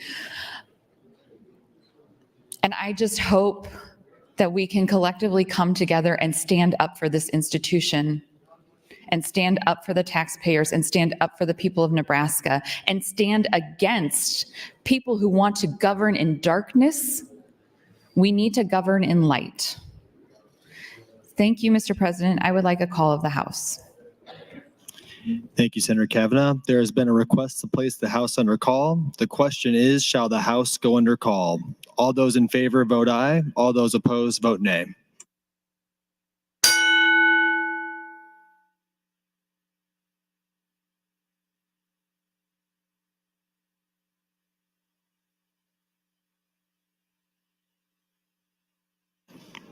Record, Mr. Clerk.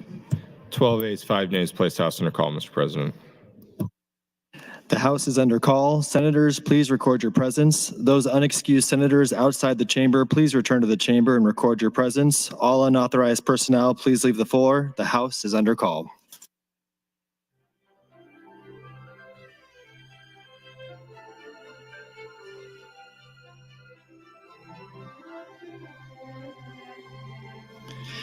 Senator Conrad would like to welcome 3 guests visiting from Sweden, Matthias Brandt, Rebecca Peterson, and Eliza Peterson under the south balcony. Please rise to be recognized by your Nebraska Legislature.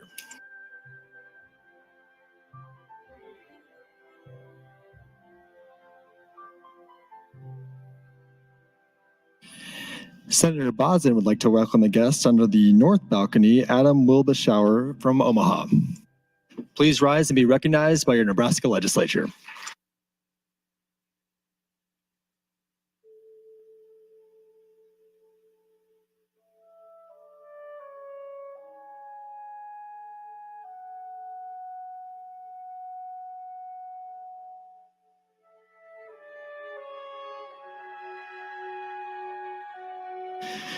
The House is under call. Senators Day, Conrad, Kauth, Armendariz, Linehan, Slama, DeBoer, Dover, Bostar, McDonald, Ballard. Please return to the chamber. The House is under call.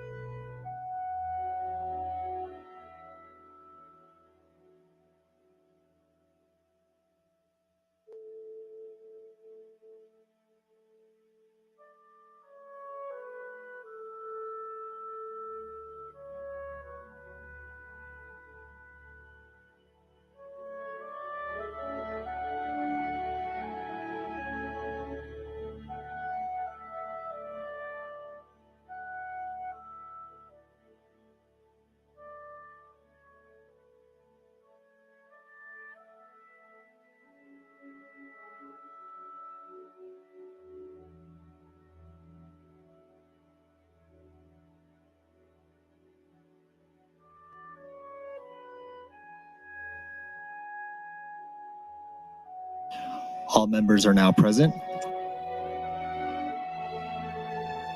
The question before the body is the motion to indefinitely postpone LB 137. All those in favor vote aye. All those opposed vote nay.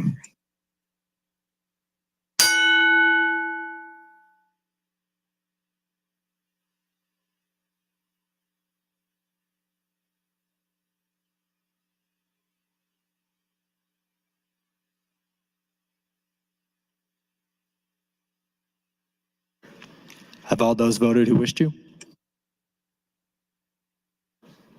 Record, Mr. Clerk. 7 ayes, 36 nays, Mr. President, on the motion to indefinitely postpone. The motion fails.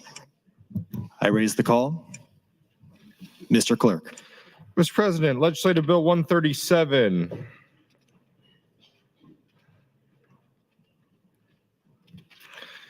Introduced by Senator Bosson.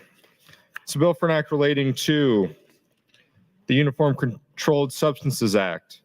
Provides for a penalty enhancement for a controlled substance violation resulting in serious bodily injury or death. Harmonized provisions and repeals the original section. Bill was read for the first time on January 6th of last year and referred to the Judiciary Committee. That committee placed the bill on general file with committee amendments, Mr. President.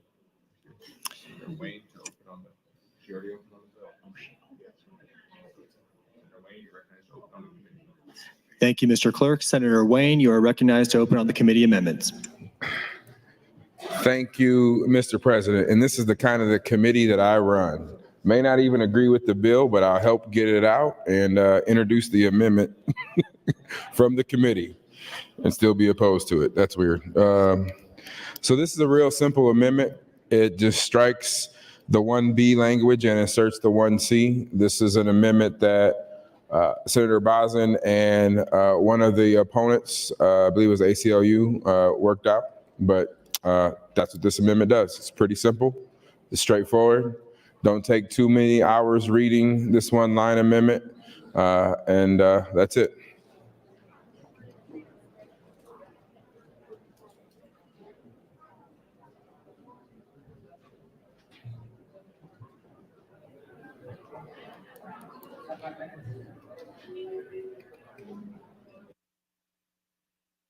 Mr. Clerk. Mr. President, Senator Wayne would move to amend the committee amendments with AM 2643. Senator Wayne, you are invited to open on your amendment. Thank you. Didn't I just open on my amendment? It's okay. I moved to overrule the committee amendment. I moved to overrule the chair.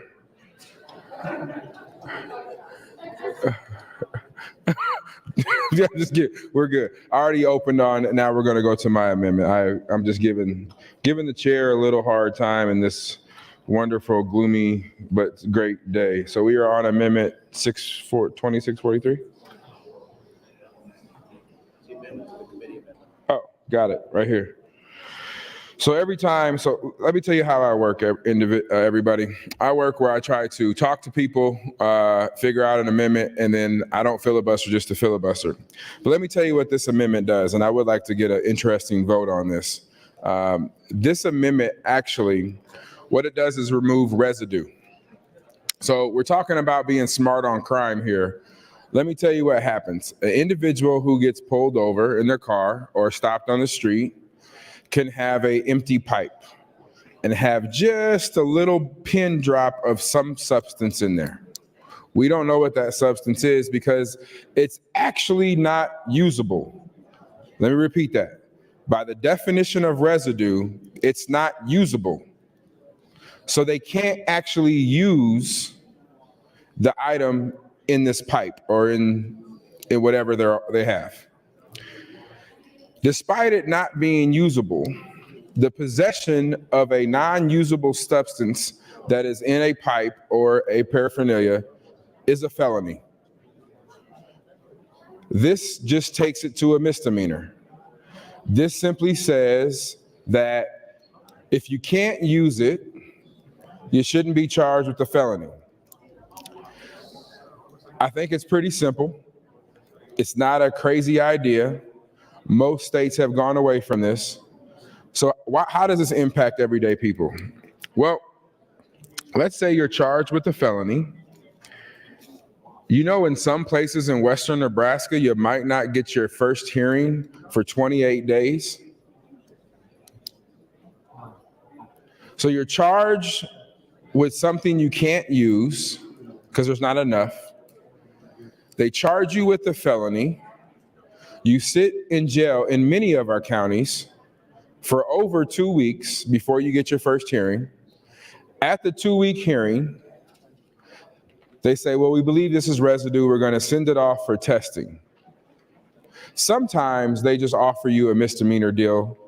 Sometimes they don't. But by definition, we are giving people felonies for something they can't even use. It's called residue. This just removes that and charges them with a misdemeanor. I think if we're going to be smart on crime, then the culpability and the punishment should fit that crime. I don't believe somebody who can't use the drug or a drug should be charged with a felony. More importantly, nor should we be holding people and holding them in jail when half of the time they can't even test it because it's a non-usable amount, but they're still charged with the felony. So that's kind of what this bill does. I would entertain any conversation about this because if you don't think people go to prison for residue, I would tell you to ask Senator Wishart. She actually was an alternate juror of someone who was sentenced under this law to significant time for a substance that they cannot use. In what world does that make sense? In what world, giving somebody a felony and sentencing them up to 2 years for a bottle pen of something they cannot actually use? That makes no sense to me. With that, I'll yield the rest of my time to the chair. Thank you, Senator Wayne. Senator Vargas would like to welcome guests, approximately 100 nurses from the Nebraska Nurses Association in both the north and south balcony. Please rise and be greeted by your Nebraska Legislature.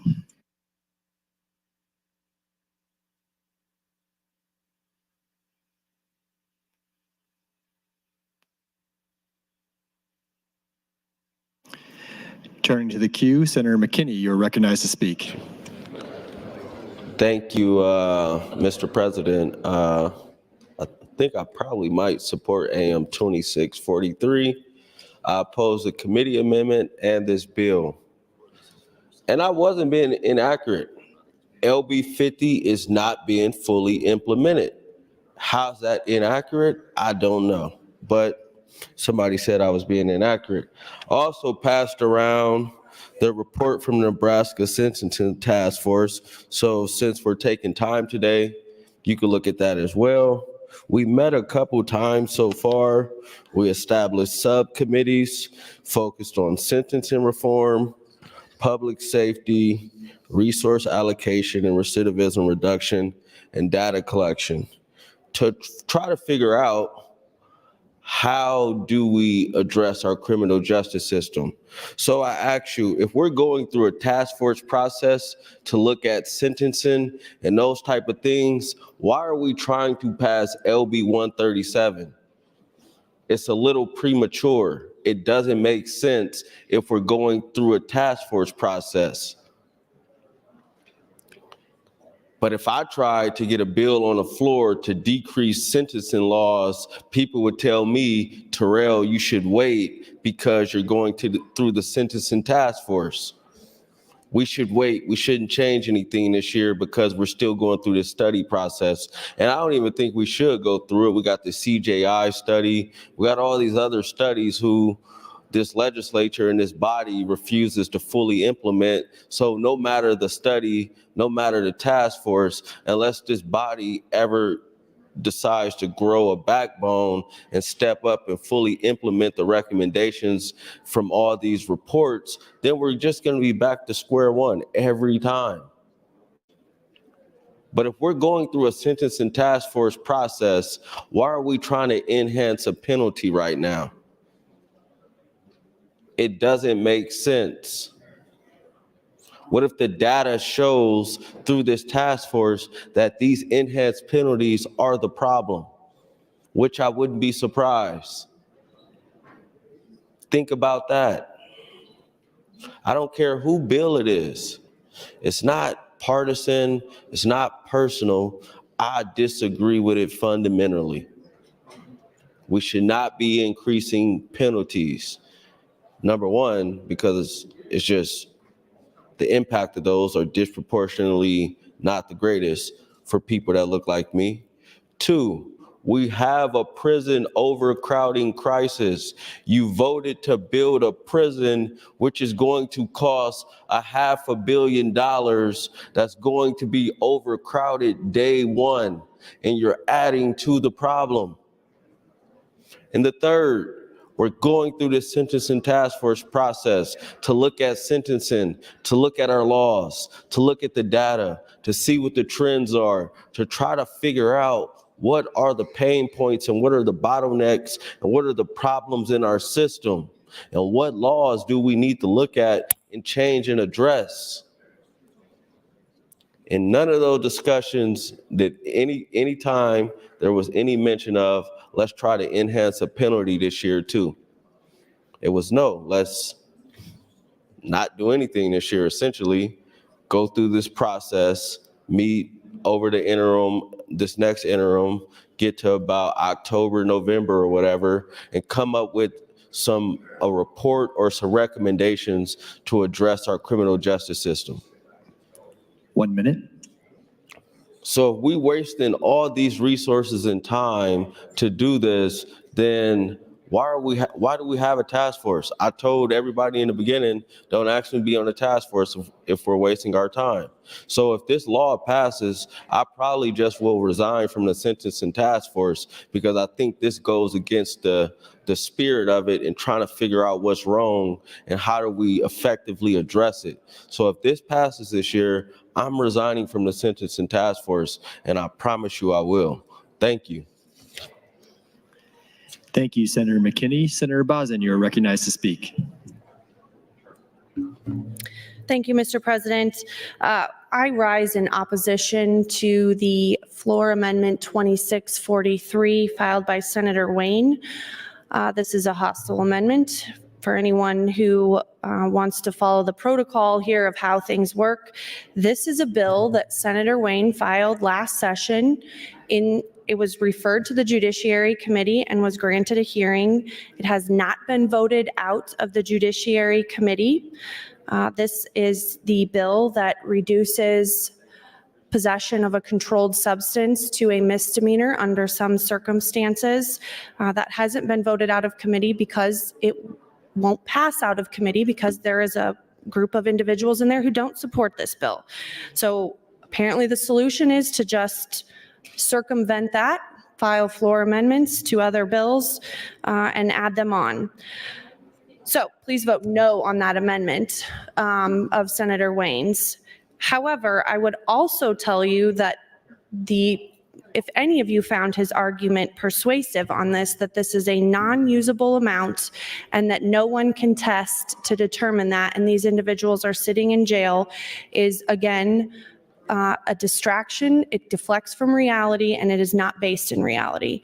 1/2 of 1 gram or less is a usable amount, and I can tell you that there are individuals who are drug dealers who would be happy to have 1/2 of 1 gram to get their fix. So to say that that's a non-usable amount is not accurate, and I'd encourage you to reach out to law enforcement to verify that if you need it. The other thing that Senator Wayne said was that these baggies, these empty baggies, can't be tested, and I would tell you that that is also false. His own argument was that Senator Wishart was on a jury where it was a baggie, and I would submit to you that that had to have been subject to testing before they could have even filed that charge. So you can test baggies for purposes of residue. That isn't changed in this bill. However, to say that the total weight of the substance is 1/2 of 1 gram or less is a non-usable amount is not accurate. So then we go, hoping everyone votes no on AM 2643, to the actual amendment that I filed, which was an effort to work together with those who didn't initially like the bill or thought that it was too harsh or too strong. And we changed the penalty. So the penalty under the original bill was a 1B felony. And Nebraska does our felonies, our sentencing schemes a little bit differently. Also something we're looking at in LB 50's sentencing committee, which I also sit on. 1B felony is punishable by 20 to life. So 20 years to life. With good time, it's 10 years.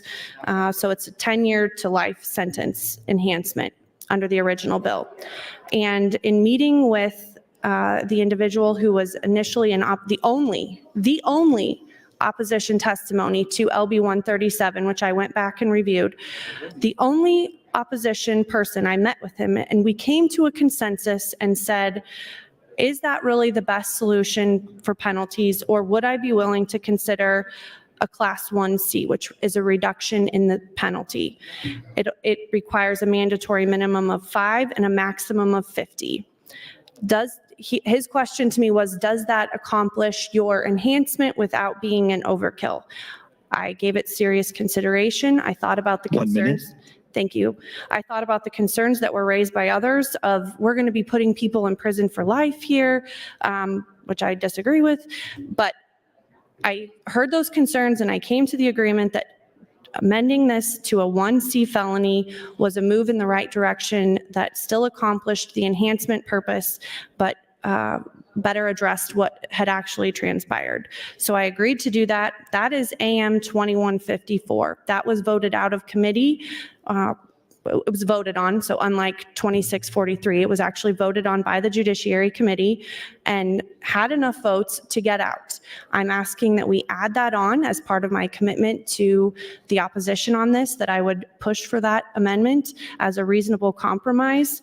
So I would ask that we add that on. Going back to the hostile amendment, well, I believe I'm out of time, so I'll get on the mic again and continue. That's your time. Thank you, Senator Bozen.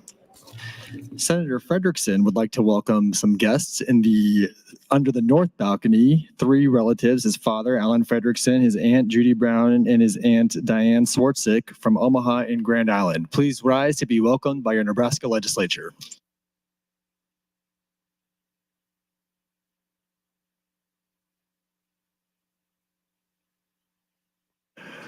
Returning to the queue, Senator Wayne, you are recognized to speak. Thank you, Mr. President. Well, colleagues, I'll tell you my full intention of what I'm going to do here. I'm going to speak a couple times, have some people talk a couple times, and I'm going to pull this amendment because really what I'm doing is I gave another amendment to Senator Bozen that's under consideration, and I'm waiting for the answer on that. So that's kind of where I'm at. I do not think residue should be charged as a felony. If you don't like the amount, 0.1 or 0.1 gram, we can change the amount. What we were trying to do is figure out what the error of the scale is, because if you can't actually put on a scale, then it is hard. But what's interesting is they charge people up front and then test. You would think if they had it in possession, they could charge later. Nevertheless, I want to go back to the elements of the crime of LB 137. Would Senator Bozen yield to a question or questions? Senator Bozen, will you yield?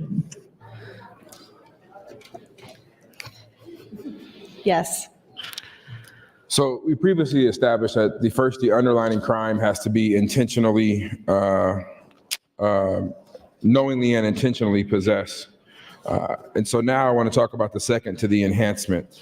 The second to the enhancement talks about result in serious bodily injury. What is serious bodily injury? Well, I'm so glad you asked. Serious bodily injury is defined in Nebraska Revised Statutes, Chapter 28, Section 109, subsection 21. Serious bodily injury shall mean bodily injury which involves a substantial risk of death or which involves substantial risk of serious permanent disfigurement or protracted loss or impairment of the function of any part or organ of the body.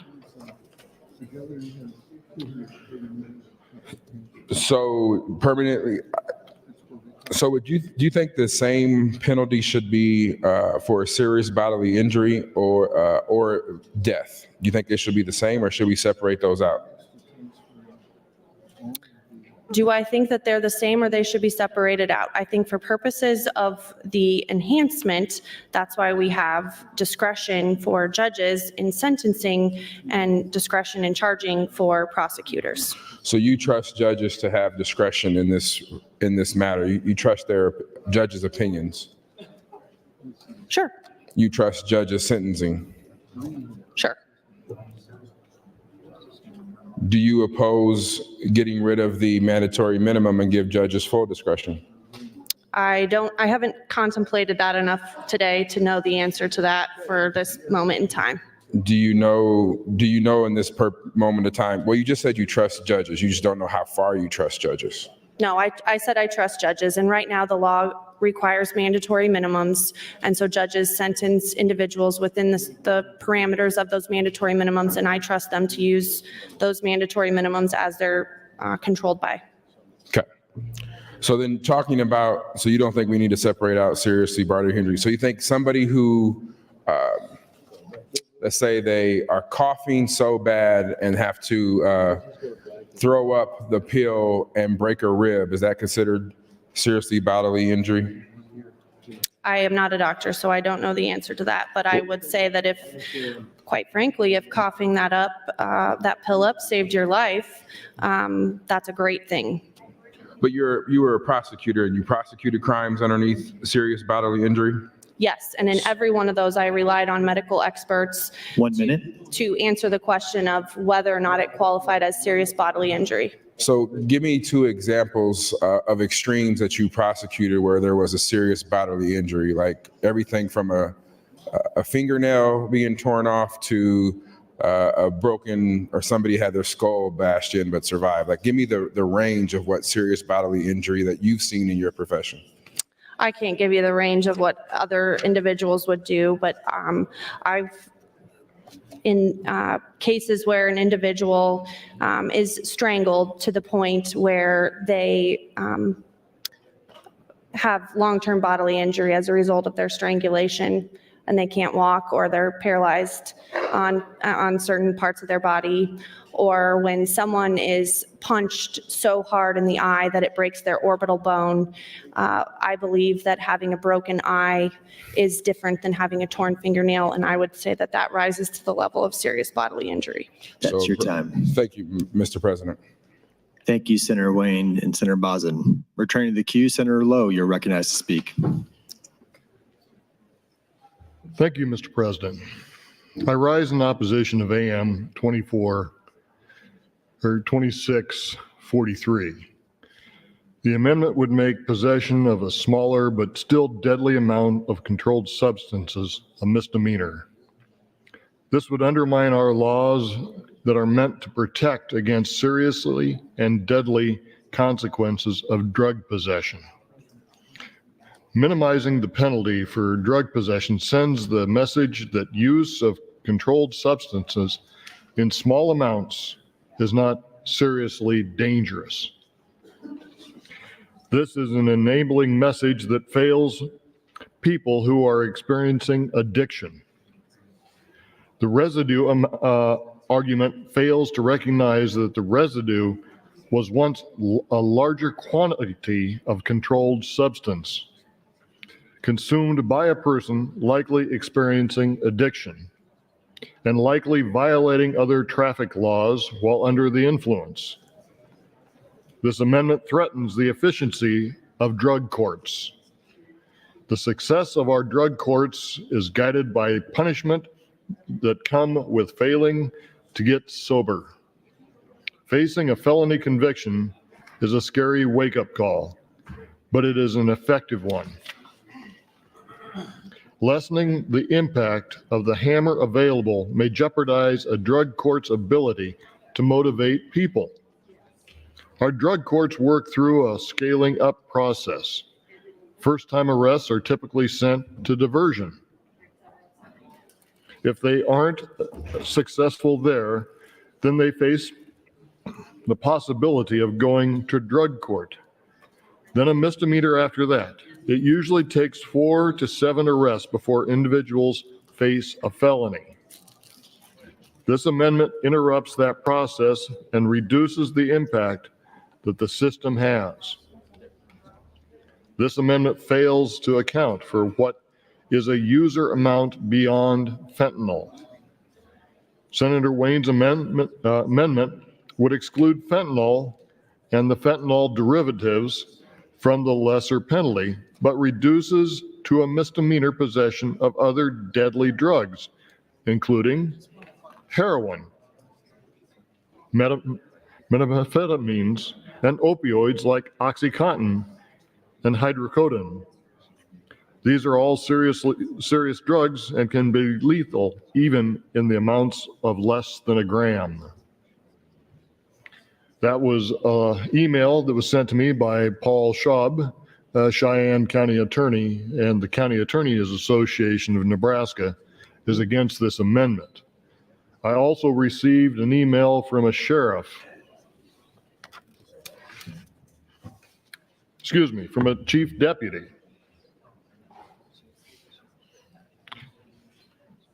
saying that he is now opposed to LB 137 if AM 2643 gets amended onto it.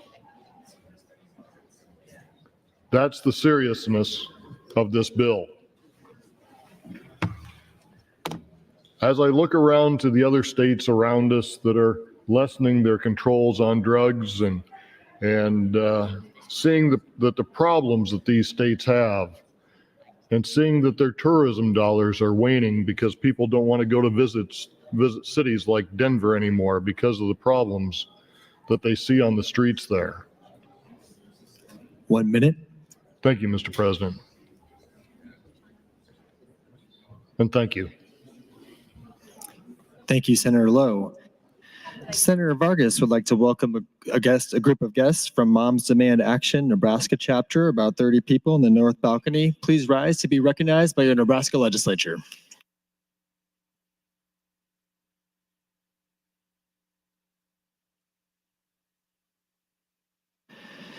Returning to the queue, Senator Conrad, you are recognized to speak. Thank you, Mr. President, and good morning again, colleagues. I rise in support of Senator Wayne's amendment, and I'm grateful that he brought it forward. I think it is germane and fitting to have this conversation within the context of LB 137 that has been put before us in this regard. The broader lens here, the umbrella discussion, is how Nebraska chooses to approach the war on drugs, and whether or not we will have a doubling down of failed policy, or whether or not we will choose a different, more sensible path in regards to our approach to drug policy. And again, let me be clear. I'm not calling for full legalization. I'm not calling for full decriminalization. But what I am saying is that when you move these issues forward in an attempt to go after kingpins or to go after dealers, that's not always what happens in terms of result in practice, friends. What happens is that these laws ensnare and criminalize and punish users, people who have a drug problem. That's who ends up in our county jails and our state prisons for nonviolent offenses without access to treatment and services.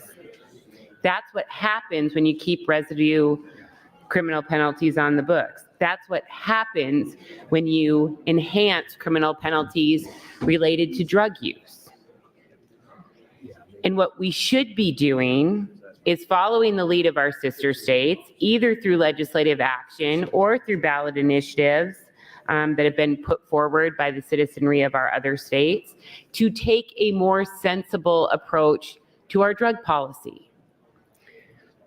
And that includes looking at recreational marijuana for the mass incarceration, for the racial justice, and for the revenue components. We know how this has played out in our sister states, but we still cannot get movement on those in Nebraska. Not only can we not get movement on those in Nebraska, we can't even get movement on medical marijuana to help people who are suffering, including veterans with PTSD, including little kids with seizures, including cancer patients. We can't even get forward movement on this issue in Nebraska through the legislature or even through effectuating the will of the people after multiple efforts to put it on the ballot, which we know will pass. We know what the polling shows. We know that the Nebraska legislature is out of step when it comes to our approach to medical marijuana. The people are way out in front of us, including most Republicans and conservatives. But instead of learning those lessons from our sister states, we have before us efforts to double down on bad policy, to perpetuate a war on drugs, and to look tough on crime.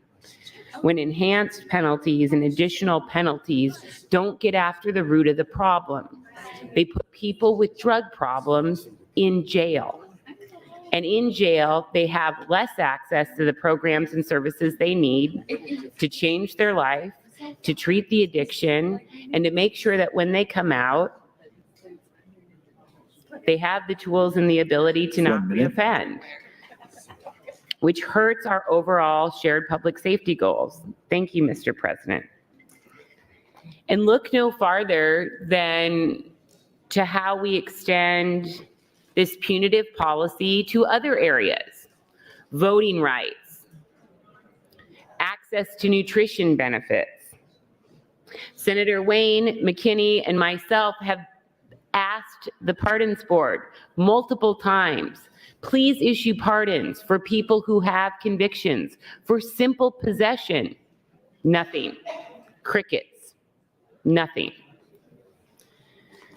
So if we're going to be thoughtful about our public policy and our approach to ensuring a sensible approach to our drug policy, we need to have these discussions that are a part of 137 and AM 2643. We have enough time in session to get it right from a variety of different perspectives. That's your and I thank time, Senator Bosin and Senator Wayne for bringing forward the debate. Thank you, Mr. President.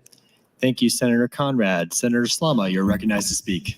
Thank you, Mr. President, and good morning, colleagues. I rise in support of LB 137, in support of AM 2154, and I'm grateful that compromise was able to be negotiated out, and opposed to AM 2643.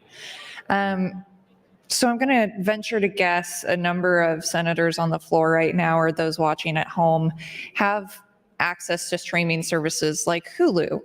And you might have found that as you're watching the commercials on Hulu, they're like weirdly targeted towards you. Now, I've had a lot of those, and I've tried to turn off all the privacy settings on my phone and everything to do with that, but they still figure out a way that once whatever powers it be realize I'm pregnant, to send diaper ads, baby ads, everything along those lines. So I'm really interested to see when I bring up Hulu tonight, after going down this rabbit hole, and I promise I'm getting to a point here, of how many hits you can get from different amounts of street drugs, what those targeted ads are going to look like.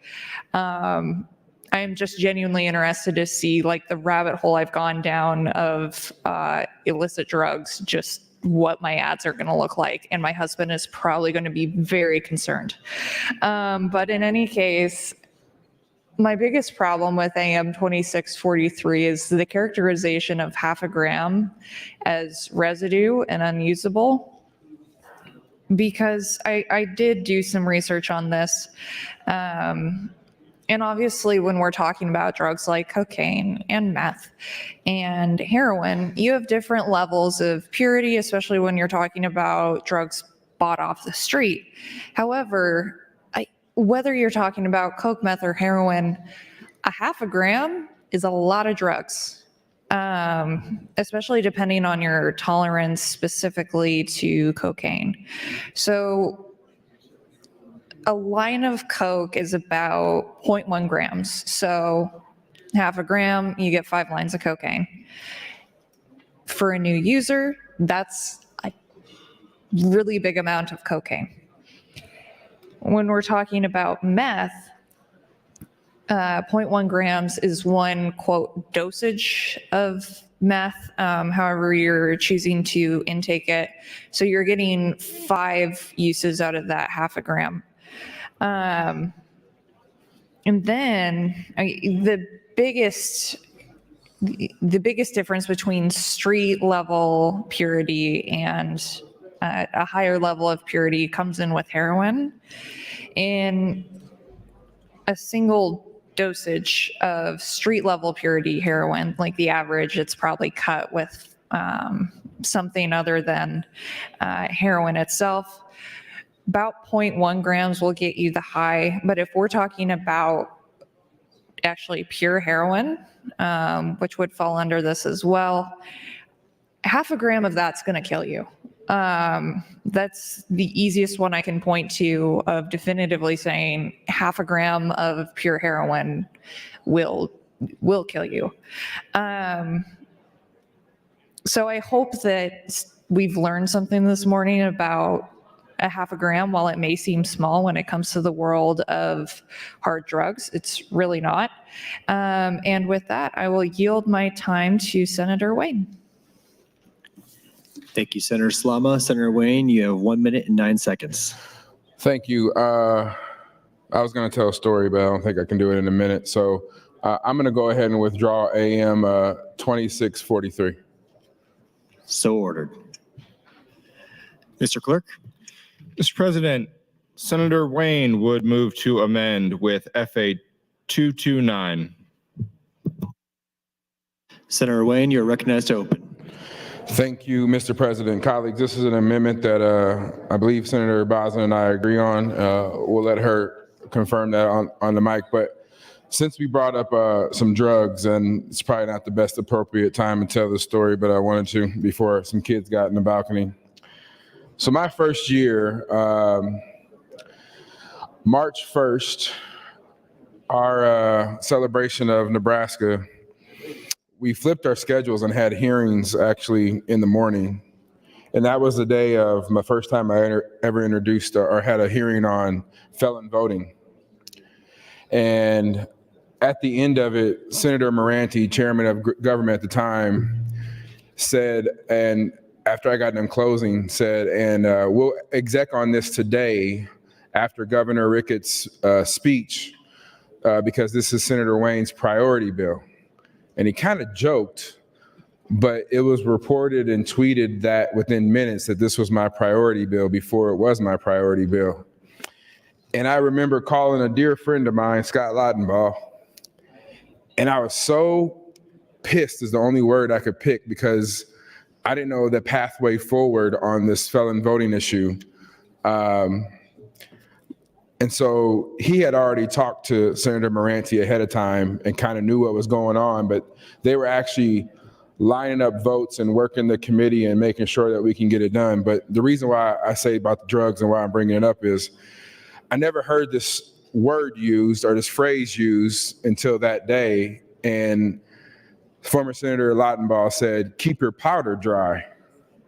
And I just remember not understanding what that was. And I finally asked him, and I was like, "Man, I don't understand what you're saying. I've never done cocaine or powdered drugs. Are you talking about crying in the coke? I'm confused. I'm so confused." And he laughed for like a half hour because that wasn't even close to the intent of keep your powder dry. I just didn't understand what he was talking about. And it just made me think of that when she was talking about lines was, keep your powder dry has nothing to do with drugs. It doesn't mean that you're crying into drugs. I learned that my first year. It means don't fire your gun thinking of muskets back when you were powder, and make sure you protect it from rain, but don't fire off too quick. Just wait and see how things play out. But that random story was just a little bit more for me to kill time, but I thought it was important to tell that story because when she said lines of cocaine, it just reminded me yelling at Scott Lautenbach saying, I don't understand what you mean by that. Moranti just picked my priority bill without talking to me, and it's on the front page the next day, and I really don't understand. But it was just a good story because you never know what you learn down here and what keep your powder dry means. So with that, I believe we have an agreement.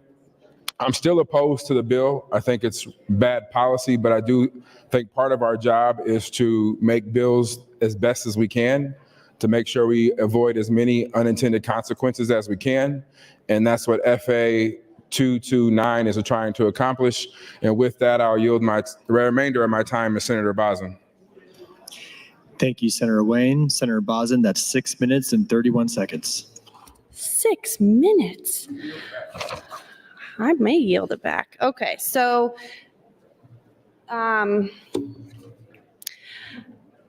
the floor amendment that's proposed on there, for those of you who haven't seen it online, I hate to go back to connected, but the concern that Senator Wayne raised of person A deals to person B cuts it with fentanyl, sells it to person C, and person C dies, and his concern of person A being charged for the death of person C, even though individual B is who added the deadly component to the drug. So he proposed a solution that would add the proximate cause, so there's a connection between the added substance and the loss of the individual. And I read the amendment that he's got. I think this addresses his concern. I think it still keeps the intent of my bill, which is that those who are dealing drugs and killing our youth need to be held responsible to a heightened penalty. So floor amendment 229 is a friendly consensus amendment in an effort to resolve the concerns with the word connected.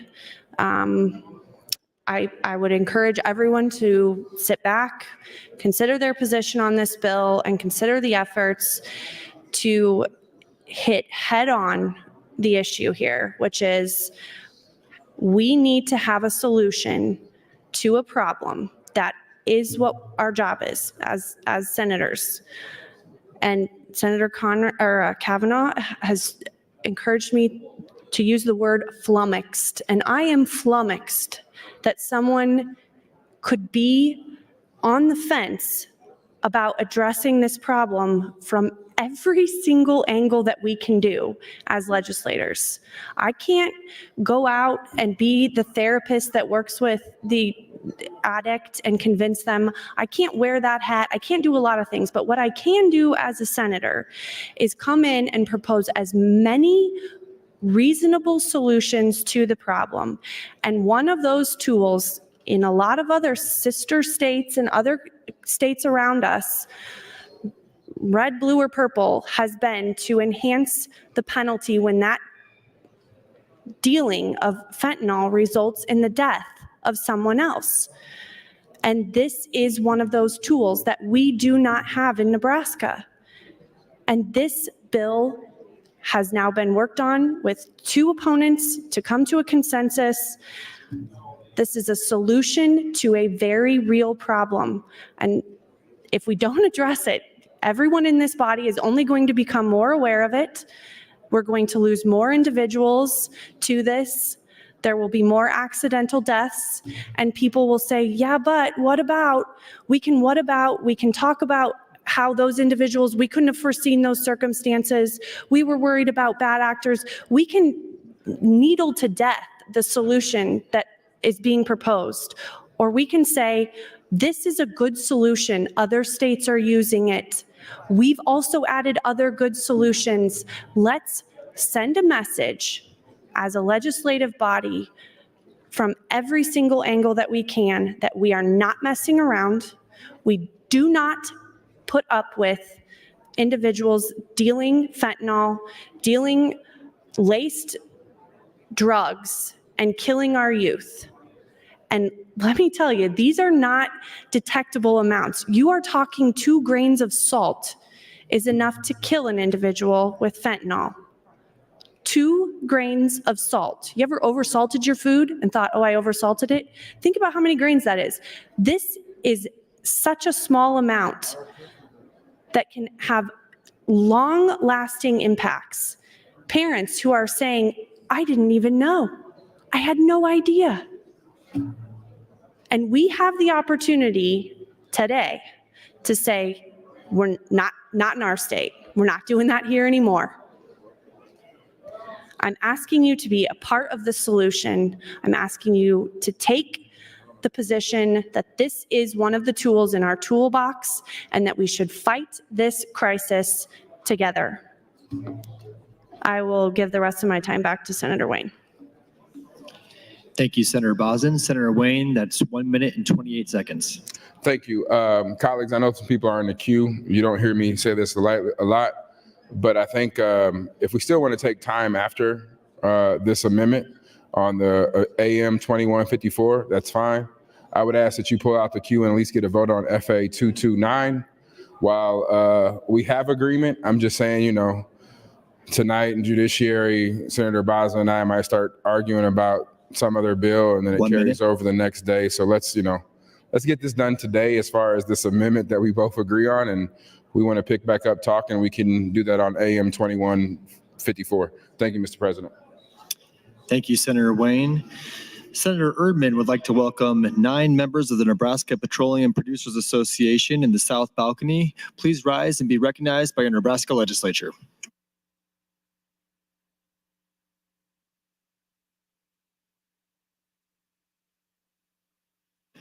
Returning to the queue, Senator Dorn, you're recognized to speak. Here, sorry about that. Thank you very much, Mr. President. Would Senator, well, first off, I'm in support of 137, LB 137, and listening to the floor amendment with Senator Wayne here and the conversation. But would Senator Bozen yield to a question? Senator Bozen, will you yield? Yes. Yes, thank you. Listening to the discussion yesterday, today, off and on, Senator, you and some of the discussions, Senator McKinney, Senator Wayne, I come over and talked to you a little bit ago. And this intrigued me as we've had the conversation. Senator McKinney is rightfully so said that we're going to have more inmates in our or in our penitentiaries or whatever. Came over and talked to you and had you explain it to me a little bit. Could you comment on that? How many, maybe a thought process of how many we're looking at? Are we looking at 10 more people in a year or 100? And that's the question I asked you, and I appreciated your answer. Sure. So the potential is always there that more individuals would be convicted of a crime that's on the books.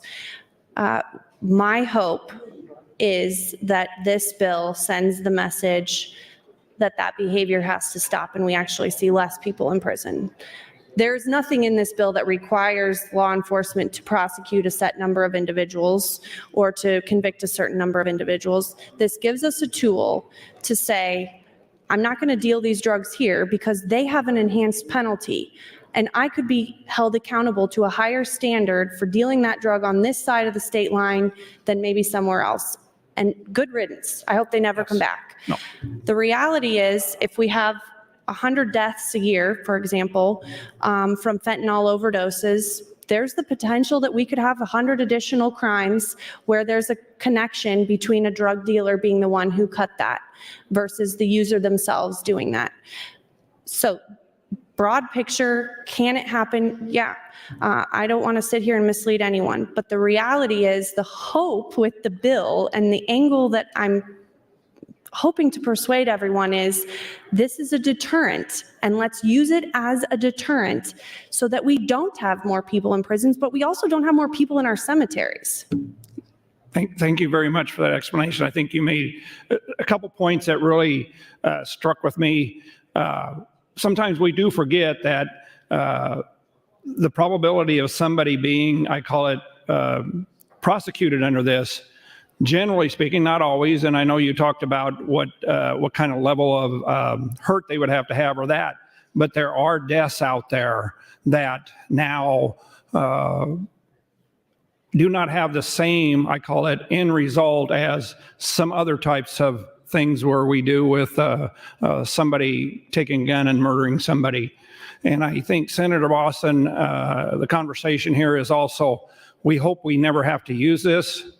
The reality is, as Senator McKinney talks about, is though it most likely will be used. We will have additional prisoners in our system, but we have to remember also the effect on the families, the effect on the loss of life, and how do we as a body come forward with a bill like this? And I do like very much most of this, all of this bill, that we are doing things as a state that we need to do so that we help that be a deterrent that they won't do that. So yield the rest of my time. Thank you. Thank you, Senator Dorn. Senator Bosselman, you're recognized to speak. Thank you, Mr. President. I appreciate that. I'll just take a couple minutes. A lot of discussion on the floor this morning seems to be about we just lock up people and we throw them away and we put them into the prison, we forget about them. And that's not always true. And drug court, problem-solving court, is a huge part of helping individuals to get over their addiction, keeping them out of our jails, and making them productive individuals in our society. I've been to a number of drug courts with the individuals who graduate from them. There's an extremely large amount of time, commitment, dedication by our probation officers, by our judges, working with, helping them overcome their addiction, helping them overcome the drug-related incidents that put them in the position they are right now. And the reason why they can do that is we have laws in place that provides that opportunity. And when I see those individuals' lives change, and the things that those individuals go through to make that change, to make that decision, and then those individuals who come back that have graduated years before, they're mentors now to those who are in the program, and show what a change in their life that has been. There is a lot that we're doing, our courts are doing for those drug offenders. They don't land in prison on the very first time, if it's a minor offense, is my understanding. There's diversion programs, there's drug courts, problem-solving courts. They do a lot of work. They do great things for those individuals.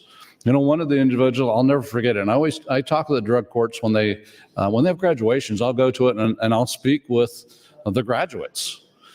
And the one thing that really sticks with me one time, because it takes 2 years, multiple times sometimes, for this person to get through and graduate. And one time, one of the graduates said this, I'll never forget it. Just talk to the probation officer who stand right there, who was in charge of their case and helping them through this process. Says, you know what, one time because they do a test every morning, bright and early morning, pop positive on a test, guess what? Talk to the probation officer, guess what? You put me in jail. I went right straight to jail from that because I popped positive. I hated you for that. I despise you and I hated you for that. But today I love you for that, because that's the thing that changed my life. You cared about me, you cared about what was going on, and when you did that, changed my life. And now that person was standing there as a graduate of that drug court.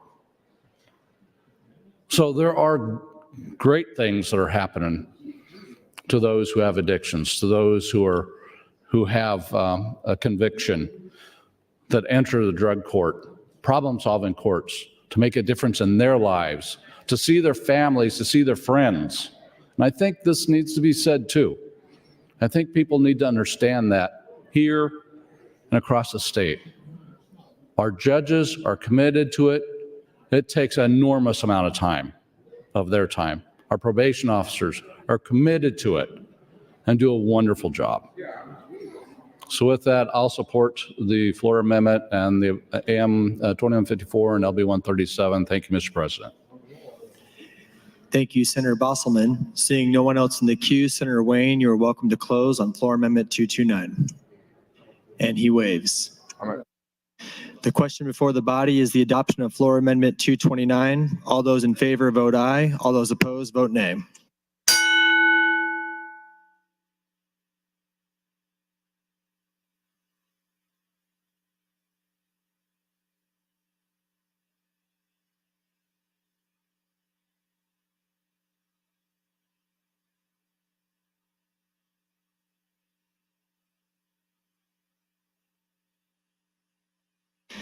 There's been a request to place the House under call. The question is, shall the House go under call? All those in favor vote aye. All those opposed vote nay.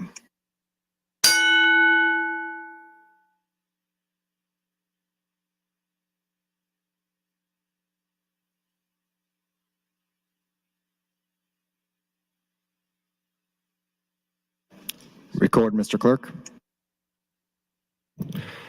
20 ayes, 3 nays, place House under call, Mr. President. The House is under call. Senators, please record your presence. Those unexcused senators outside the chamber, please return to the chamber and record your presence. All unauthorized personnel, please leave the floor. The House is under call.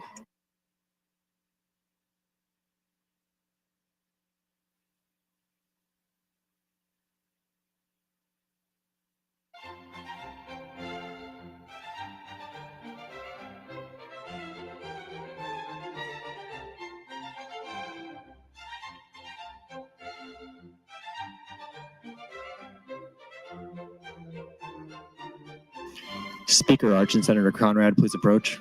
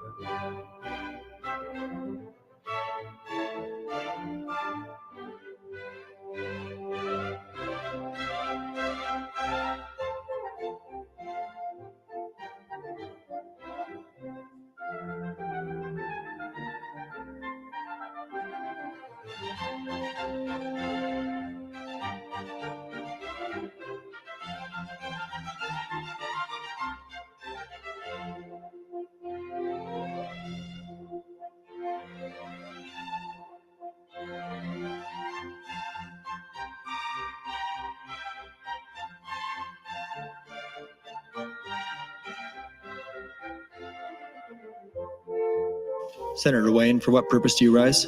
We'll accept Collins.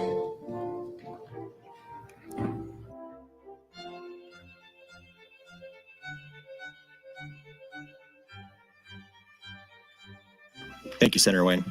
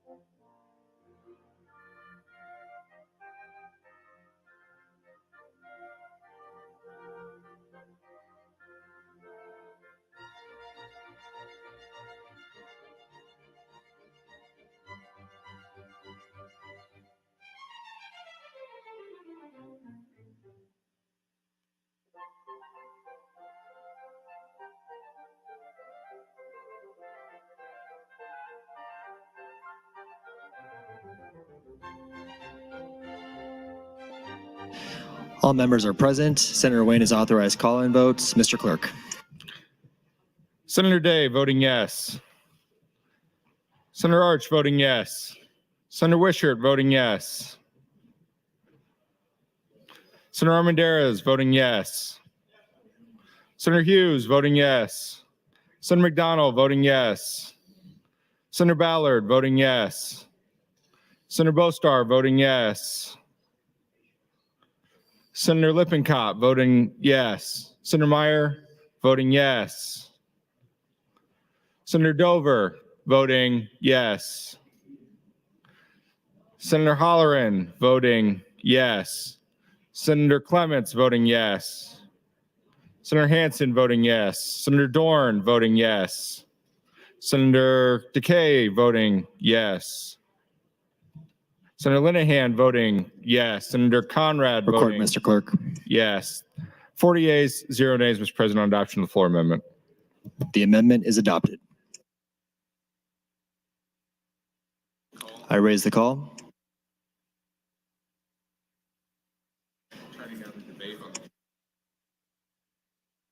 Returning now to debate on the committee amendment, Senator McKinney, you're recognized to speak. Thank you, Mr. President. I rise opposed to the committee amendment and the bill. I heard a lot of conversation since I was off the mic about hope. We hope that we don't have to use this. We hope. Honestly, don't hope it's going to happen. It's going to be used. You don't have to hope. Prosecutors will use this. Don't hope. Because if it was just based in hope, then why are you voting for the bill? Why? If it's just based in hope. Because what enhanced law has prevented somebody from committing that offense? What? Which one? So this hope that you're hoping it doesn't have to be used, you don't have to. Prosecutors will definitely use this. And then the conversation about people going to prison. Yes, there will be more people going to prison because of the result of this. It's already overcrowded, so I hope the members of the Appropriations Committee, as you take these votes, you're prepared. Well, I hope you're not prepared to vote for another prison, and I hope you're not prepared to give them more money for not doing any good. We talk about parole is doing a great job. Problem-solving courts are doing a great job. All these agencies and departments doing a great job, but we have one of the worst criminal justice systems in the country, if not the world. But they're doing a great job. If that is a great job, we need to reevaluate how we measure greatness and inadequateness. Honestly, it's failing. We have a horrible criminal justice system. Our Department of Punitive Services is ran horribly. Parole is bad. I don't get where the greatness comes from. Even when you talk about problem-solving courts, if these people have felonies for drug court, they're not getting in. So talking about drug courts are amazing. It's going to be great. A lot of these people are not going to be allowed in drug court. So, I mean, you don't have to hope. Prosecutors will definitely utilize this enhancement that you're voting for, which is going to fill the prisons even more. And then you're going to be asked to vote to give more dollars to a department that is ran horribly, has been ran horribly. But you're okay with that because there's questions about money on everything in this body. But if it's going to the Department of Punitive Services, nobody asks questions. We just give them a blank check to not do right, to not do anything. Last year, I had to force an amendment to get them to finish the programming studies, the classification studies, those type of things before you even consider a prison. So don't hope. Hope was lost a long time ago because this philosophy of being tough on crime, you don't need to have hope. If it's such an epidemic and all these people are dying and all these bad things are happening in society, why are you hoping this deters people when you know the county attorneys are going to use this to prosecute people and over-incarcerate them, and our jails are going to continue to fill up more, and you're going to be asked to give more taxpayer dollars into a failing system. That is exactly what's going to happen when you vote for this bill. But I know y'all not listening to me. I know y'all don't care about my opinion on this. I know y'all probably think I'm crazy. It is what it is. I just fundamentally think we should not be enhancing penalties. We're going through a whole sentencing task force, but this is jumping the gun. But y'all don't care because you got the votes and you can do what you want, which, all right, I know what the game is, but don't ever count on me to support any construction of prisons, giving more money to the Department of Punitive Services when this boosts the prison population a lot more. Thank you. Thank you, Senator McKinney. Seeing no one else in the queue, Senator Wayne, you're welcome to close on the committee amendment. Senator Wayne waives close. The question for the body is the adoption of AM 2154. All those in favor vote aye. All those opposed vote nay.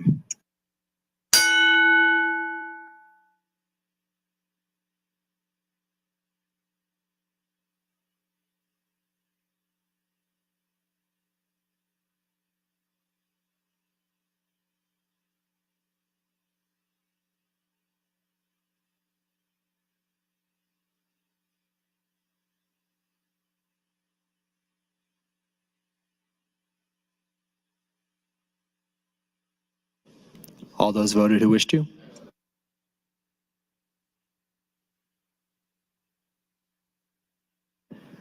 Record, Mr. Clerk.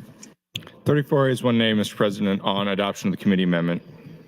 The amendment is adopted. Mr. Clerk. Mr. President, concerning LB 137, Senator Boss and I have FA 219 with a note you wish to withdraw. Additionally, Senator Michaela Cavanaugh, MO 1193 and 1194, both with notes she wishes to withdraw. No objections, so ordered. I have nothing further on the bill, Mr. President. Thank you, Mr. Clerk. Senator Bozen, you're recognized to close on your bill. Thank you. I appreciate the conversations that we've had today. I appreciate the support that I've received via email for the efforts that we've done here.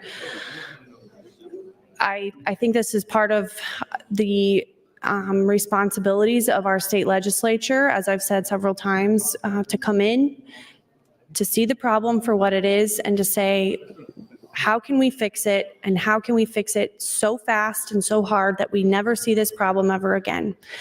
And I think this is part of the obligation that we have to address this issue.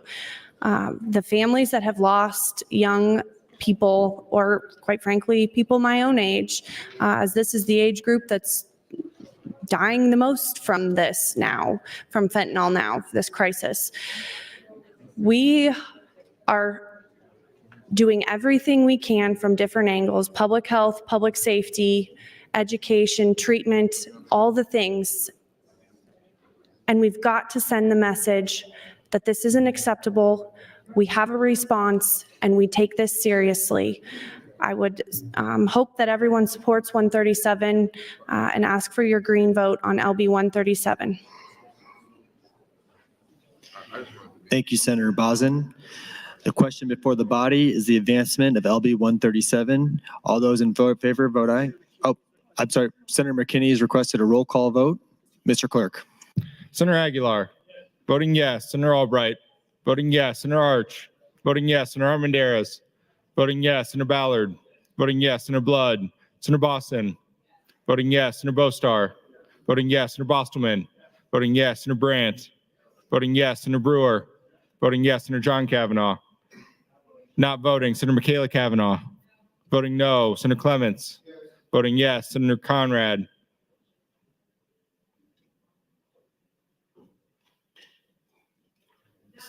Not voting, Senator Day.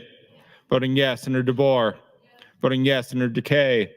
Voting yes, Senator Dorn. Senator Dover. Senator Dungan. Not voting, Senator Erdman. Voting yes, Senator Frederickson.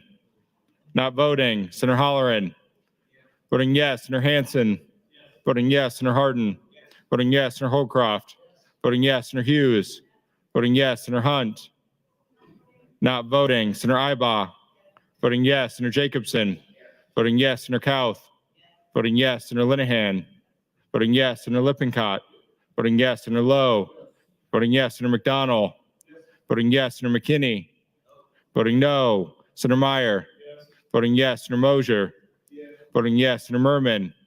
Voting yes, Senator Raybold. Senator Reapy. Senator Sanders. Voting yes, Senator Slama. Voting yes, Senator Vargas. Voting yes, Senator Von Gillern. Voting yes, Senator Walls. Senator Wayne. Not voting, Senator Wishart. Voting yes. Vote is 35 ayes, 2 nays, Mr. President, on advancement of the bill. LB 137 advances.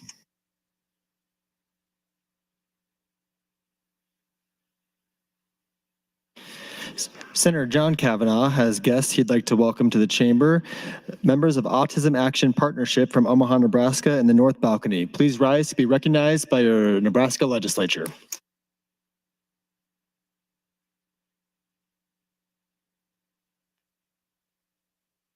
Mr. Clerk. Mr. President, some items. Your Committee on Health and Human Services, chaired by Senator Hansen, reports Legislative Bill 1215 to general file with committee amendments. Additionally, your Committee on Education, chaired by Senator Merman, reports Legislative Bill 635 to general file. And your Committee on Government, Military, and Veterans Affairs, chaired by Senator Brewer, reports Legislative Bill 861 to general file with committee amendments. Additionally, your Committee on Enrollment Review reports Legislative Bill 83, 102, 102A, 147, 152, 190, 218, 218A, 303, 317, 731, 771, as correctly engrossed and placed on final reading. The General Affairs has a committee report concerning gubernatorial appointments to the Nebraska Liquor Control Commission, as well as the State Racing and Gaming Commission, the Nebraska Commission on Problem Gambling, the Nebraska Arts Council. Additionally, your Committee on Enrollment Review reports Legislative Bill 16A as correctly engrossed, placed on final reading. Notice committee hearing from the Revenue Committee and the Judiciary Committee. Amendments to be printed. Senator Linehan to LB 1317, Senator Wayne LB 137. Motion from Senator McKinney to withdraw LB 1137. New LR 304 from Senator Arch, as well as LR 305 and 306, all of which will be laid over. Communication from the Health and Human Services Committee requesting a briefing with Dr. Timothy Tesmer, Chief Medical Officer of the Department of Health and Human Services, dated for Thursday, February 29th, 2024 at 1:00 p.m. The purpose of the hearing will be to review rules and regulations pertaining to LB 574. In conjunction with that, Senator Michaela Kavanaugh would withdraw Legislative Bill 879. Thank you, Mr. Clerk. Speaker Arch for an announcement.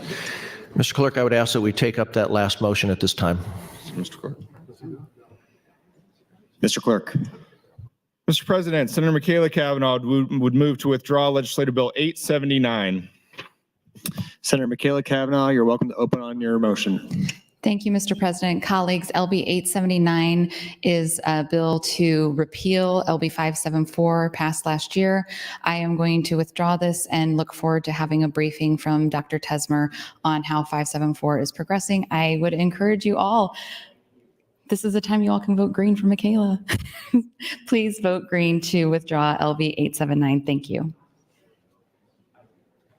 This is a debatable motion. Senator Wayne, you're recognized to speak. Out of principle for all those who have never voted for Michaela, don't do it now.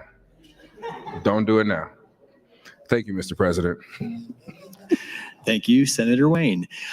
The question for the body is the adoption of motion 1203 from Senator Michaela Kavanaugh. All those in favor vote aye. All those opposed vote nay.